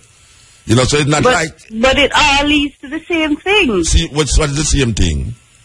The point of the Western movement, where everybody were brought here. No, but that is not. Then what is that I have to tell you? Oh, you mean it don't? You keep saying about everybody was brought here. I'm telling you about historians who don't talk about how we was brought here, but how we were in Africa before the Europeans got here. Sheikh Anta Diop, Benyo Canaan, J.A. Rogers, all of these people don't talk about slavery. Them talk about the glory of Africa before the Europeans got here. The Moors of Spain. All of these books is available, and you can get the literature and the lecture on the line, online. If you go on the YouTube, it don't have nothing to do. We're not talking about no slavery at all now. You know, so you have to search for it. You can't find it. You can find it. It's easy, very easy. One touch of a finger, and you find all of these literature that you hear. Everything what you hear me talk about. Years ago, I was saying these things, and I was seen as stupid fool.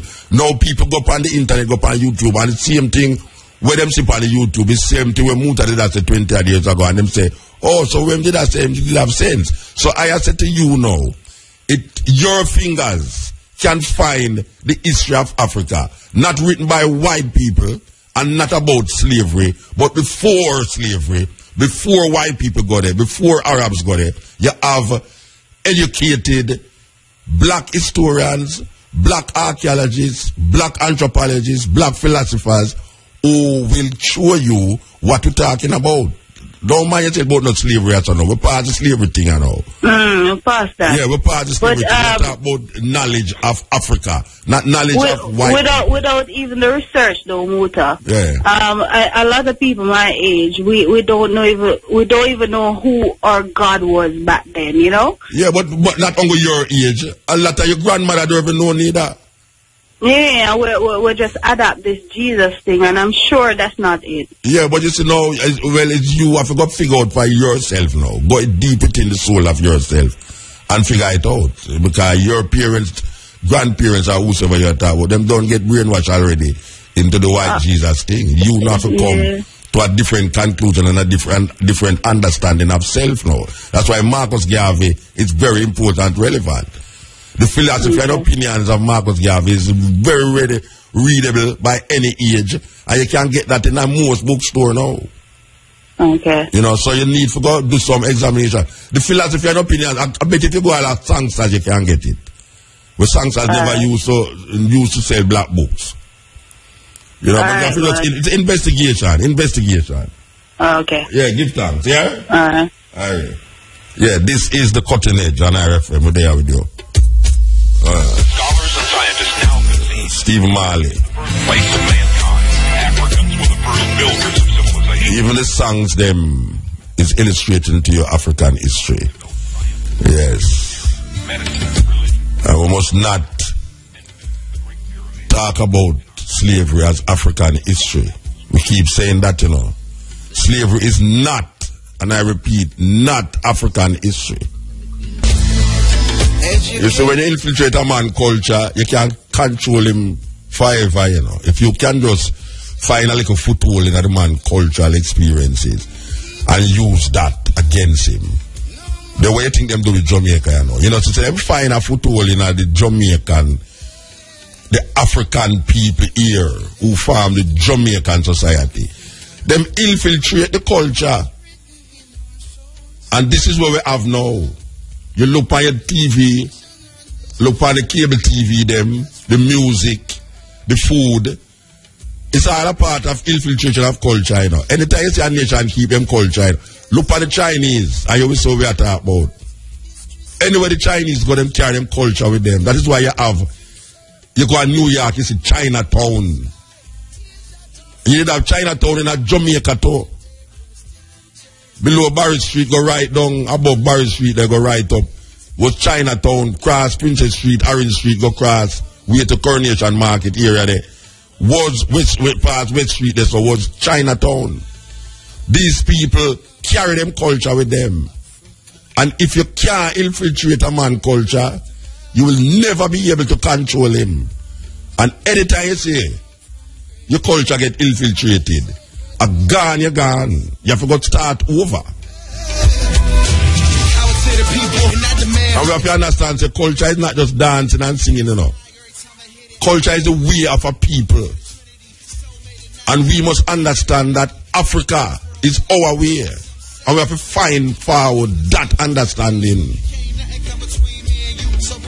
All when you say Aguana, so. Because all we're going to be is like some little zombies of America or Europe, walking around trying to support and become part of their society that is decaying and falling. It is falling. Yes. Yes. Cutting edge. Greetings again, Congo. Yeah, blessed. We really want to echo this punchline again. Sweet spoken words, a black-hearted way. A priceless gift to you, as I would say. Blessed 127th day. I'm blessed, man.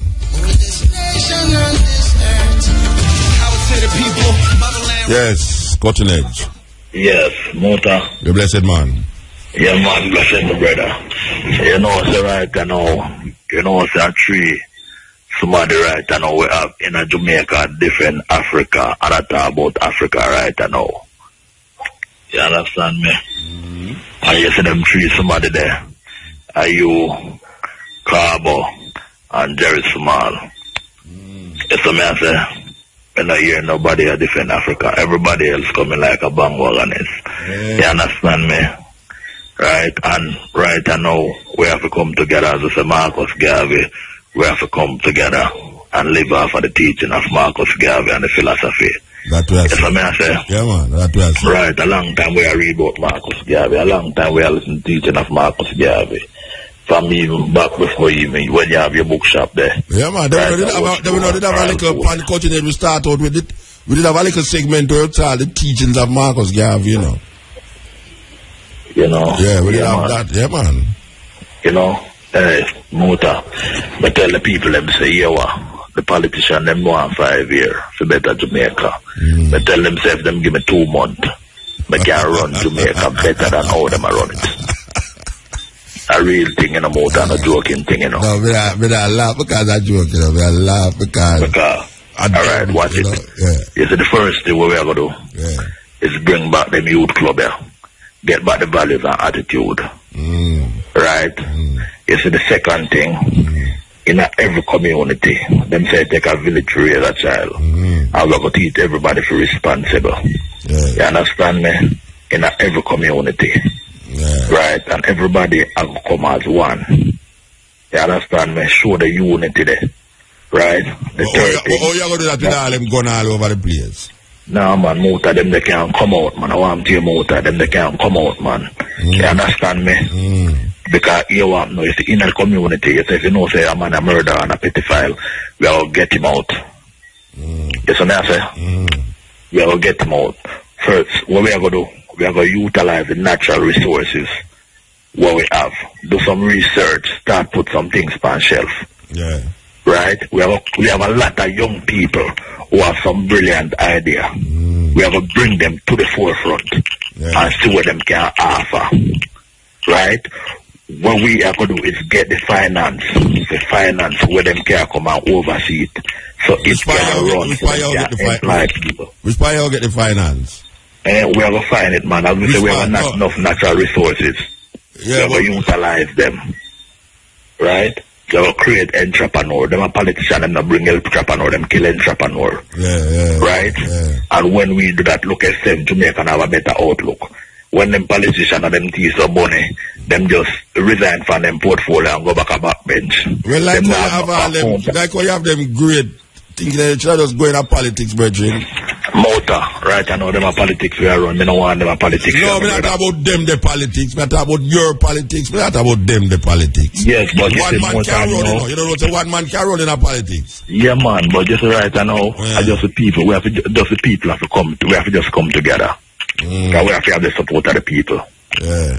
All right. We have to have the support of the people. If we don't have the support of the people, it doesn't spell sense. Yeah. The people have to really look and see what go on. The country can better, we can better, the people them can better. All right, sir. Give thanks, man. Give thanks. Give thanks, brother. Bless up yourself. Yeah. Yes. Why you all the people in England who are listening to me right now? This sister out of England. She's singing about Black Pride. Coffee. Black is the color of my skin.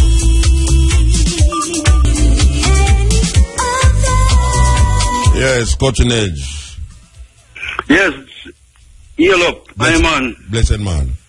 Yes, I say. A long time, you know, you're the voice, yeah. Yeah. Yeah, man, the prophet, you know. Who are the prophet? Marcus Garvey, are you? A fair time now, you know. Okay, you are the prophet now. Yeah. All right. Yeah, man, I remember saying, man, the pan here with you more than once, and you give your time to chant and them here there.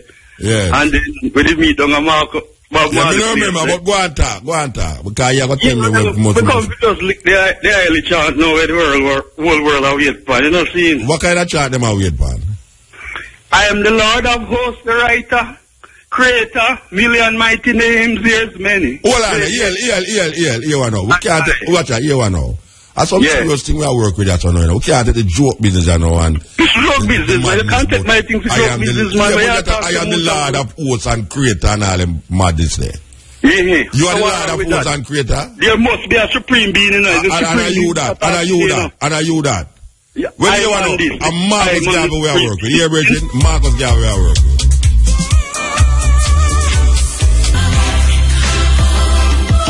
Yes, Cutting Edge. Yes, Muta. Yeah, blessed man. Good night, man. Blessed man. Yeah, man. I see the program there Sunday morning. Yeah. Hey, and they say to me, I watch him Sunday night by TV and CVM. What that? News, 7 o'clock or 8 o'clock news.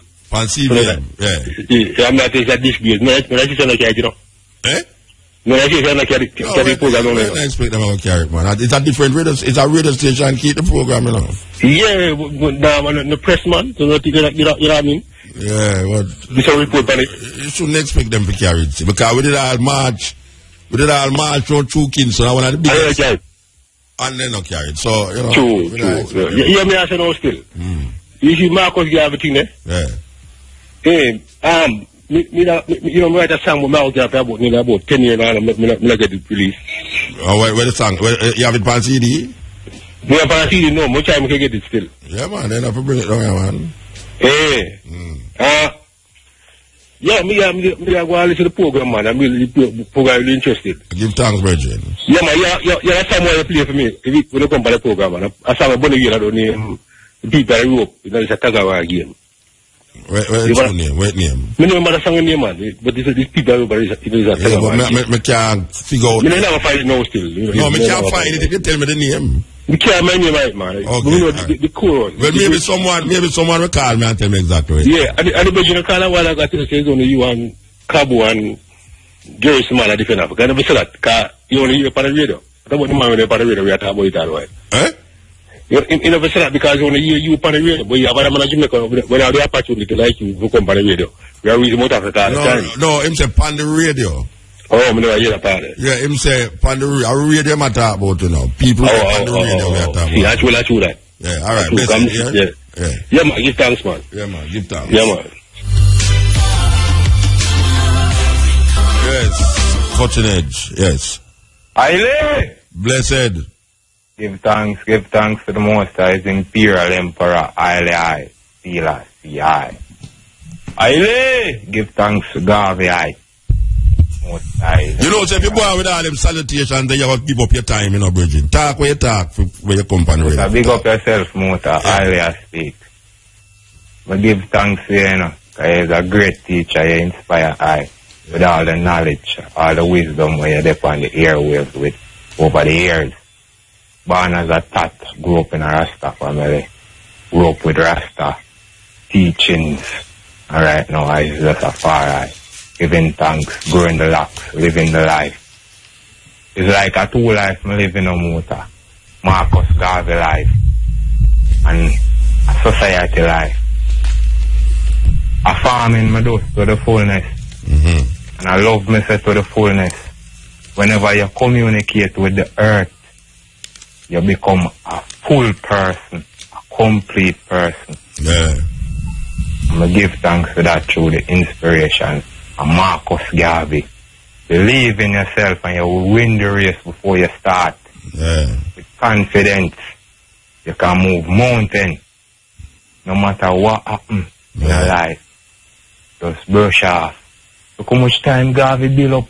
Look how much time Garvey try. But he never stop. I know him can do it.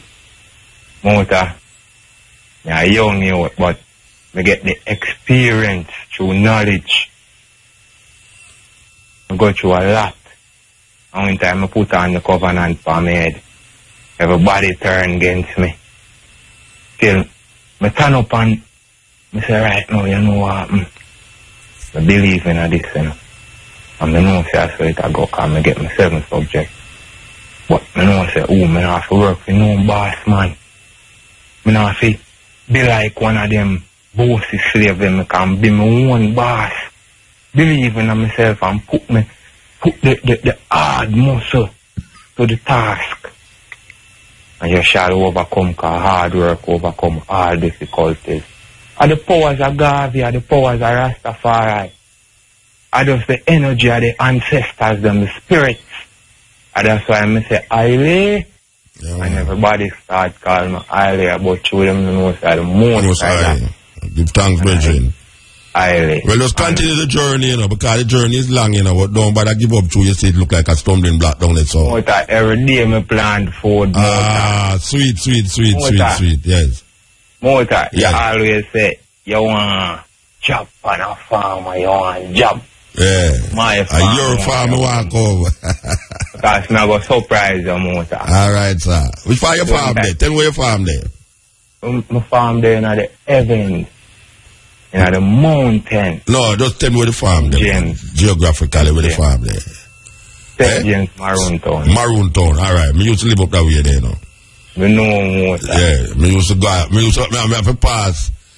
You know, I tell you. When you go up and you turn off, you go up a district named Potosi district. Like you go Maroon to you go Potosi district, Black Shop, go right round, Kankai, you go right round, tourist part. Jimmy Cliff used to live there. Where Jimmy Cliff have been place there. He used to come at them place summertime.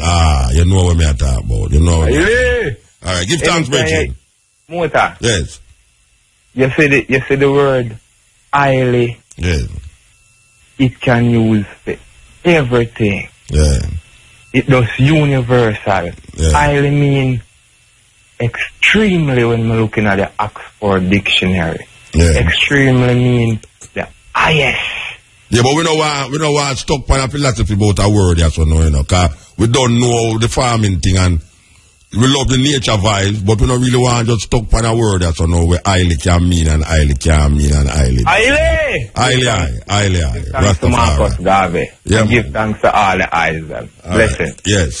Yes. So, according to what you say, we want to tell the people them that there'll be a Nyabingi reasoning at Scotts Pass, Nyabingi Center on Sunday, August 24th, starting at 12 p.m. So, there will be a Nyabingi reasoning at Scotts Pass, Nyabingi Center, on Sunday, August 24th, starting at 12 p.m.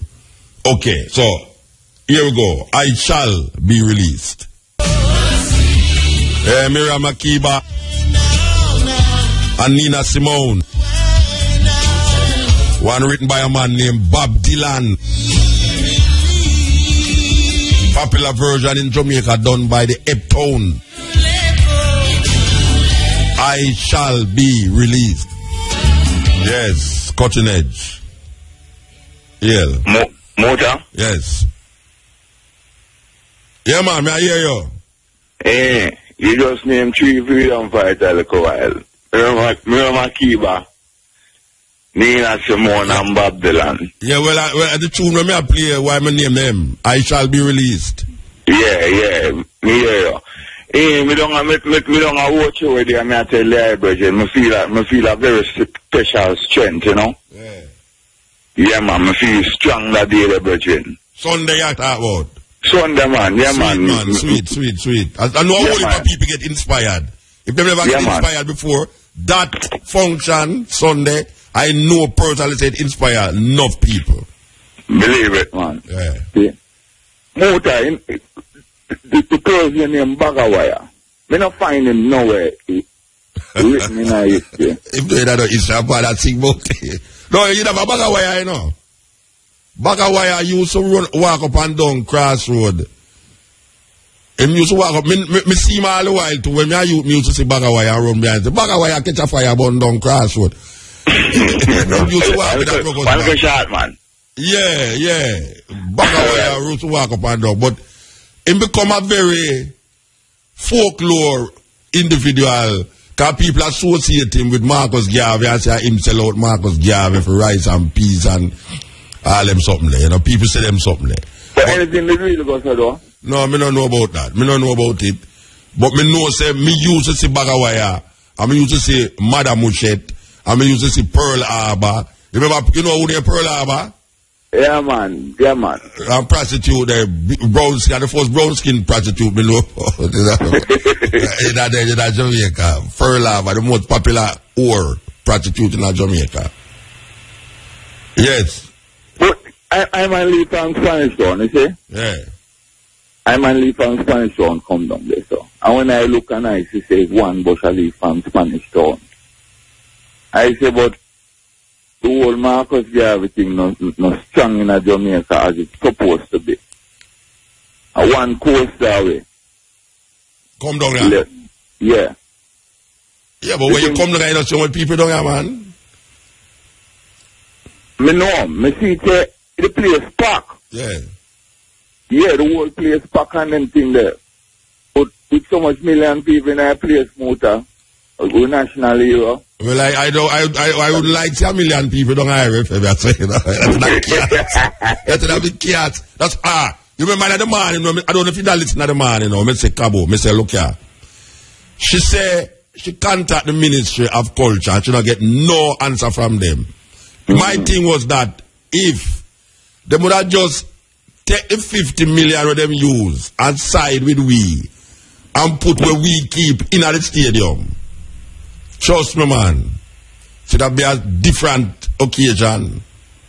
Because where them do this so, the little pantomime where them have in a stadium they so.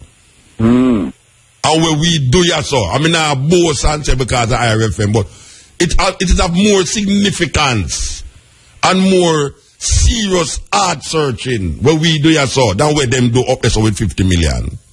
But me not hear nobody talk about where them do. Me hear nobody talk about where done ya so? Yeah, that me people talk about. So can you imagine if we did they ya so, did in at the stadium? God, man. Oh, God, last in a second, you know. Oh, you mean, man? At 30,000 people were in that stadium, you know. 30,000 people were in that stadium. And if we did have the resources where them did have to do what them do in a stadium. Oh, gosh, man. True. Yeah. True. But me hear them talk, more than one of them me hear talk about, say, them are going to teach about Marcus Garvey at the school, you see? Yeah, but them are teach about Marcus Garvey at the school still.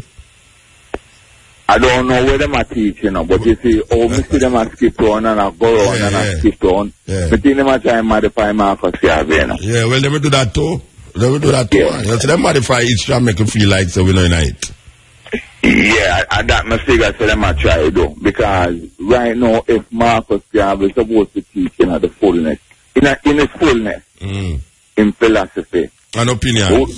An opinion. You wouldn't have so much bleaching a guan.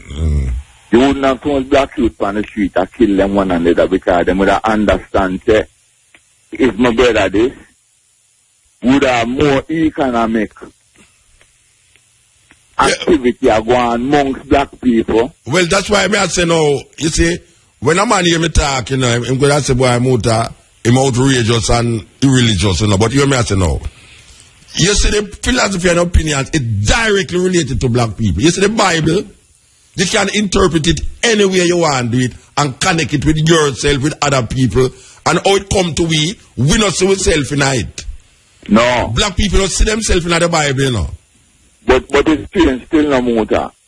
From Genesis, go all the way around to accept the apostle, you know.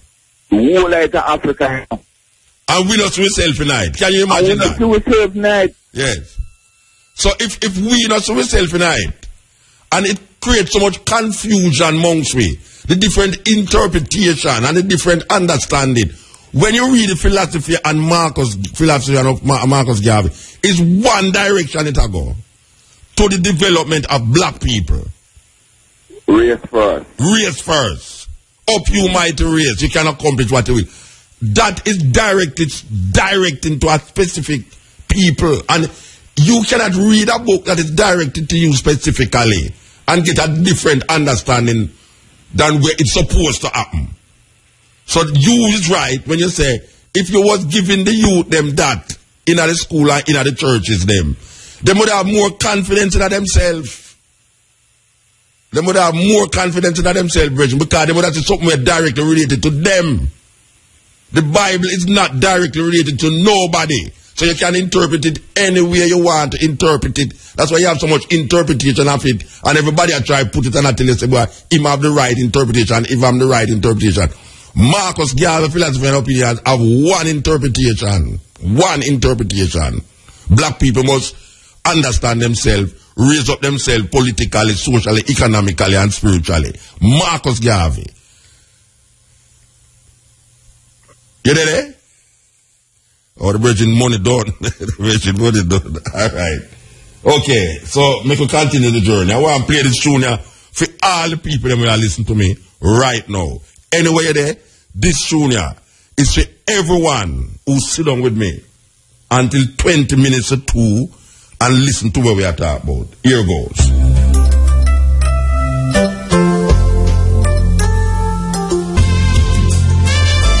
Yes, cutting edge. Yeah, Hill. Blessed. Yeah, man. Motor. Yes, sir. I give thanks for the space, you know? Yeah, man. Give thanks, man. Yeah, I would like to make a comment regarding people. Did you know that most people would rather be led than lead? Yes, of course. Yeah? You know why that is? Yeah. You know why that is, Motor? Tell me, man. Tell me. It's fear. Yeah. Fear, because most people don't want to lose the lead. You didn't want. It's like this lady where have a step down from the mayorship in one of them parish there because she get too much opposition. Yeah. You know, nobody not really dig her style, so she have to just go because nobody know with her. So if you are trying to lead and nobody now see the wisdom in your leadership, they're going to take away themselves from you. You understand? So as it relates to when near people say we must come together, the come together statement or phrase is really what is missing from that is leadership. Do you understand me? Yeah. Leadership missing from that phrase, because when you hear people say, why we can't come together, man, and Jamaica for just come together and something get catastrophic like 3-4 people dead or whatever, you must say, we will come together, man. But come together cannot happen without that important ingredient. Leadership. Yeah. Enough people don't want to lead, a man say, boy, I better me not lead, you know, you go on. You get what I say? Now, me say that to say this, that you, Mutabaruka, based upon all the years me I listen to you on the cutting edge and on your day program and, you know, me whole for your dub poetry and me say, you know, Muta really special to this island here, just like how Bob Marley special and the rest of you know, Dennis Brown and all of these other important people, Tess Sanchin and all these people. Me I say, Muta, I believe strongly, if you would just like how you have the march there pan Jamaica House or when you make your movements, when you go to these people or if you go make any move like that, you have I think strongly that you have an agricultural plan. I think you have that part, you know. Honestly, you know, based on how we eat, you know. Yeah. Or how we supposed to eat. All them thinking to mix with come on, Mutaban. I mean, them thing they come like some exotic. But exotic thing I tell you about, man. It has to be. It has to be because the regular man not drink that. No, he will drink it if him know it. Yeah, exactly. Yes. You get what I say? So when it comes to agriculture, we think you have that luck. And if you put them say you know most of the year man say you have a plan.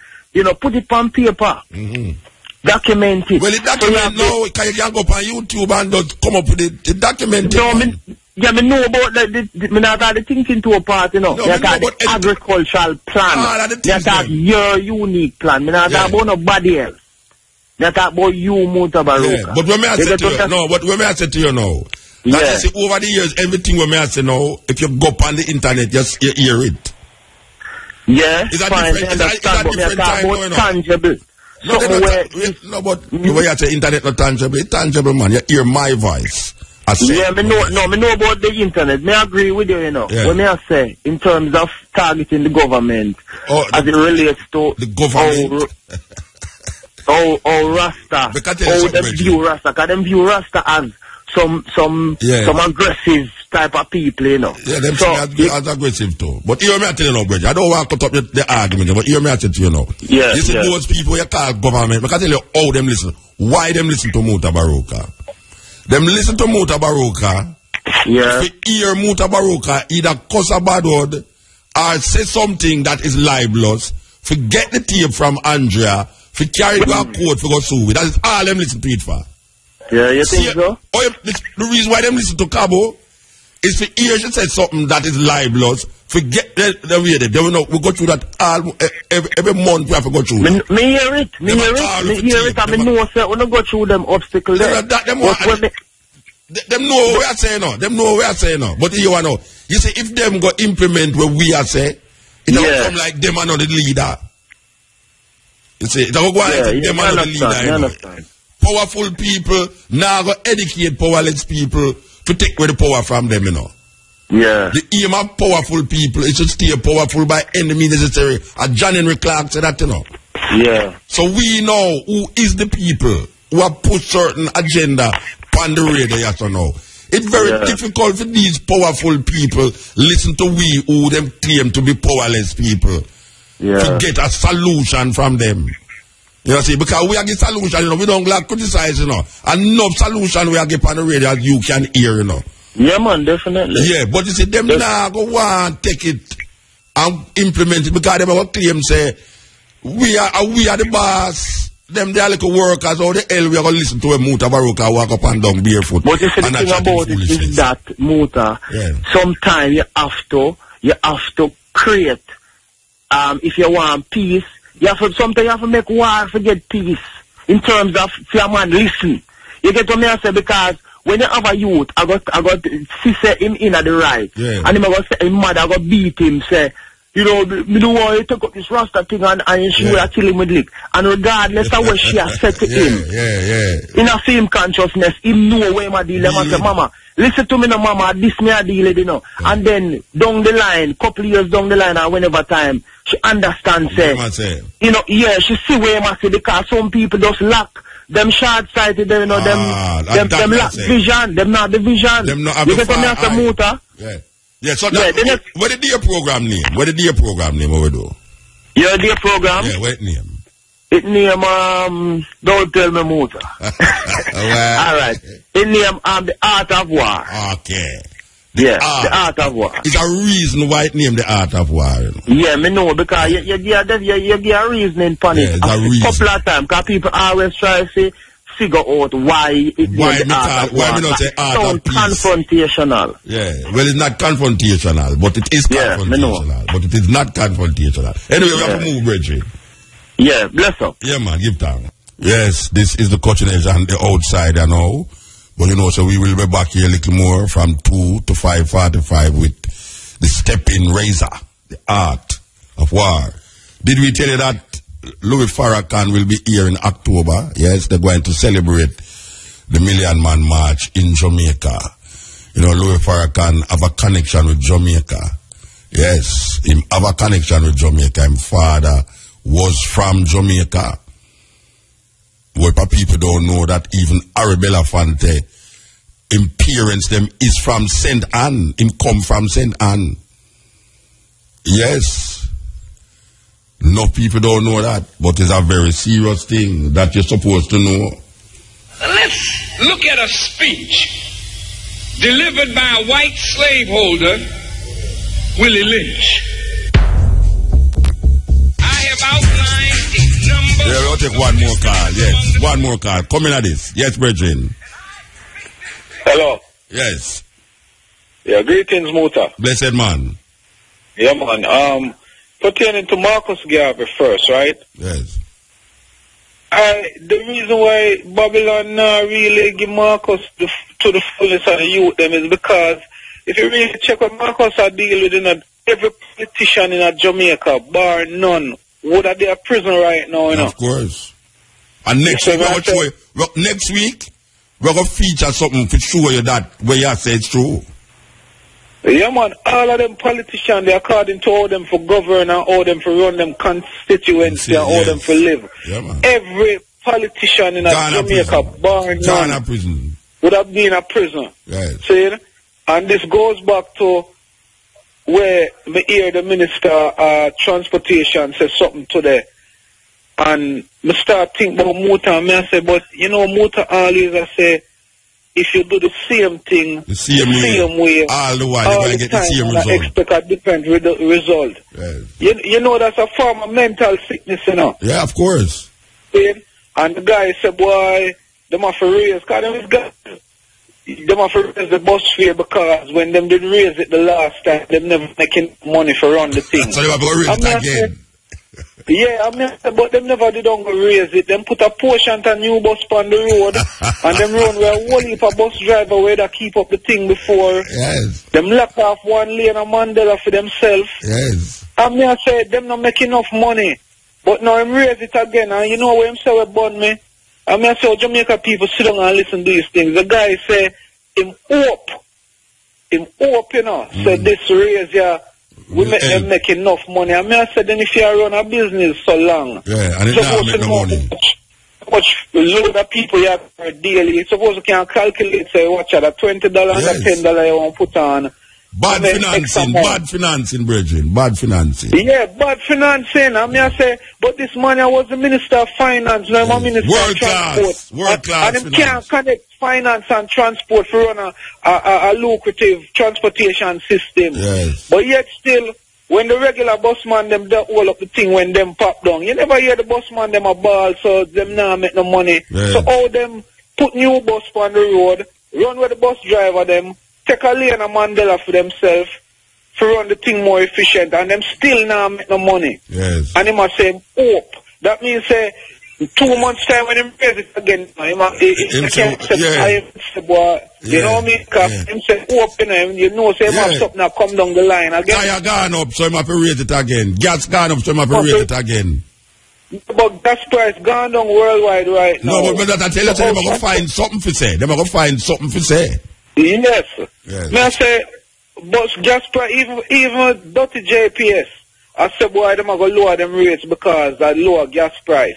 Yeah. So why the transportation have to raise them fare and gas price less? You know, say I treat the people less. You know, it's why it's them don't want to accept, say, them administration is so corrupt that them can't investigate it to the point and find the loop, the little hole in it, where cause them to lose money continuously. That is all it is. Let me tell you, man, now the wickedest government this Mr. run Jamaica, apart from Bustamante, where they kill off the rest of them. This administration are the wickedest thing Mr. come about Jamaica. I don't understand how you love poor and you not do it. Well, if you love the poor, you know, go on and get rid of the poor, though, because the poor don't pour anymore, you don't have nobody for love. Exactly, because check the highway where them open. Them open it a month before school open. Yes. Free. Yes. Right? And when school are open, now them put the money by you. Them put the money by you. And lock off them vendors there in a faith spin and surrounding areas where they have to find somewhere to put them people doing it. You could have deal, you know. We're not stopping it, you know. Them have to find somewhere to make them people that earn back their money. Them have to find somewhere. Because them people are depend on the holiday rush to make back them it's all that's the problem. And we can't suggest... Them not even say make them bill like a slip where you can buy a little thing and then back on highway. But let me tell you something. Me can suggest some things. And me going to suggest the things them, you know. But me don't know if them going to listen to me. Because me travel past so much highway all over the world that me can't see, oh, these people, you can rectify these people problems with selling. But me don't know if them going to listen to me. But me going to suggest some things publicly. All right. It, man. We have to move, Bridget. Right now, you say the first thing for solve a problem is to know the solution. Yes. I mean, for solve a problem is to know the cause of the problem. Yes, and then find the solution. And if it's true, we know the cause. Most of the cause of Jamaican problem are dirty Babylon. No, I know Babylon, you know. I the government. That them not. And not dirty Babylon. Them are not Babylon. Them are government. Right. We are giving Babylon too much bad name, you know, brethren. True, man. It's like when a man said, nasty dog. You give dog, but you see, Babylon was a city of high intellect, you know. The only reason why you hear man talk about Babylon, actually very pro-Israel. And him read the Bible and say, why Israel gets Babylon suffer him and him in a captivity in a Babylon, you know. So, anytime you hear a man talk about Babylon, it's because him really become very pro-Israel. Yeah, you know, and the police will be most of the blame for Babylon. You know them way. Anyway, we have to move, brethren. We're gone past the time now, yeah? Respect. Yes. So, we give thanks to the moment, give thanks to the time and the energy. And we say, this man don't fix him computer yet.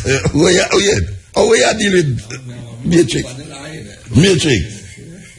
Why your computer look put over that screen? That screen see the man. So, how it don't fix it? Tell me how it don't fix it. What go on? Replace everything. Then not 2 weeks, no 3 weeks, no Rasta. No, I don't want man. No, but I go like things that you suffer so much, no Rasta. You're not suffer, you know. A man like you will look like Arab, so can't suffer, you know. Yeah, your eye, how you mean? And you have the look, you know. So, me don't understand how you come back with the same match of computer, Rasta. No, if you come back, if you come back with a computer next week, you know. I'm going to broke it more, you know. And you see you come back with a computer, you know, Rasta. I'm going to lock down the computer, you know. A big man like you, Rasta, Arab, looking at all them things, them brethren, who will like him mother more than all Jesus love little children. Oh, gosh, man. By the way, your mommy, by the way, I locked, oh, God. You know, I locked them in a year from I know. You're probably with me, I thought they are the first in 2 months since my car. You serious? 2 months? It's like you're worse than me, man. You take long to call your old lady more? No, not my old lady. Your old lady be a talk about, you have to be about my old lady.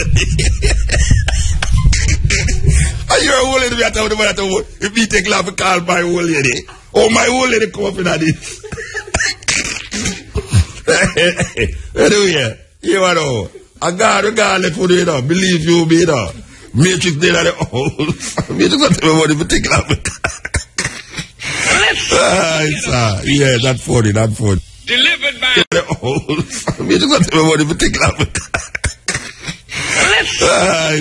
yeah, that's funny. Delivered by a white slaveholder, Willie Lynch.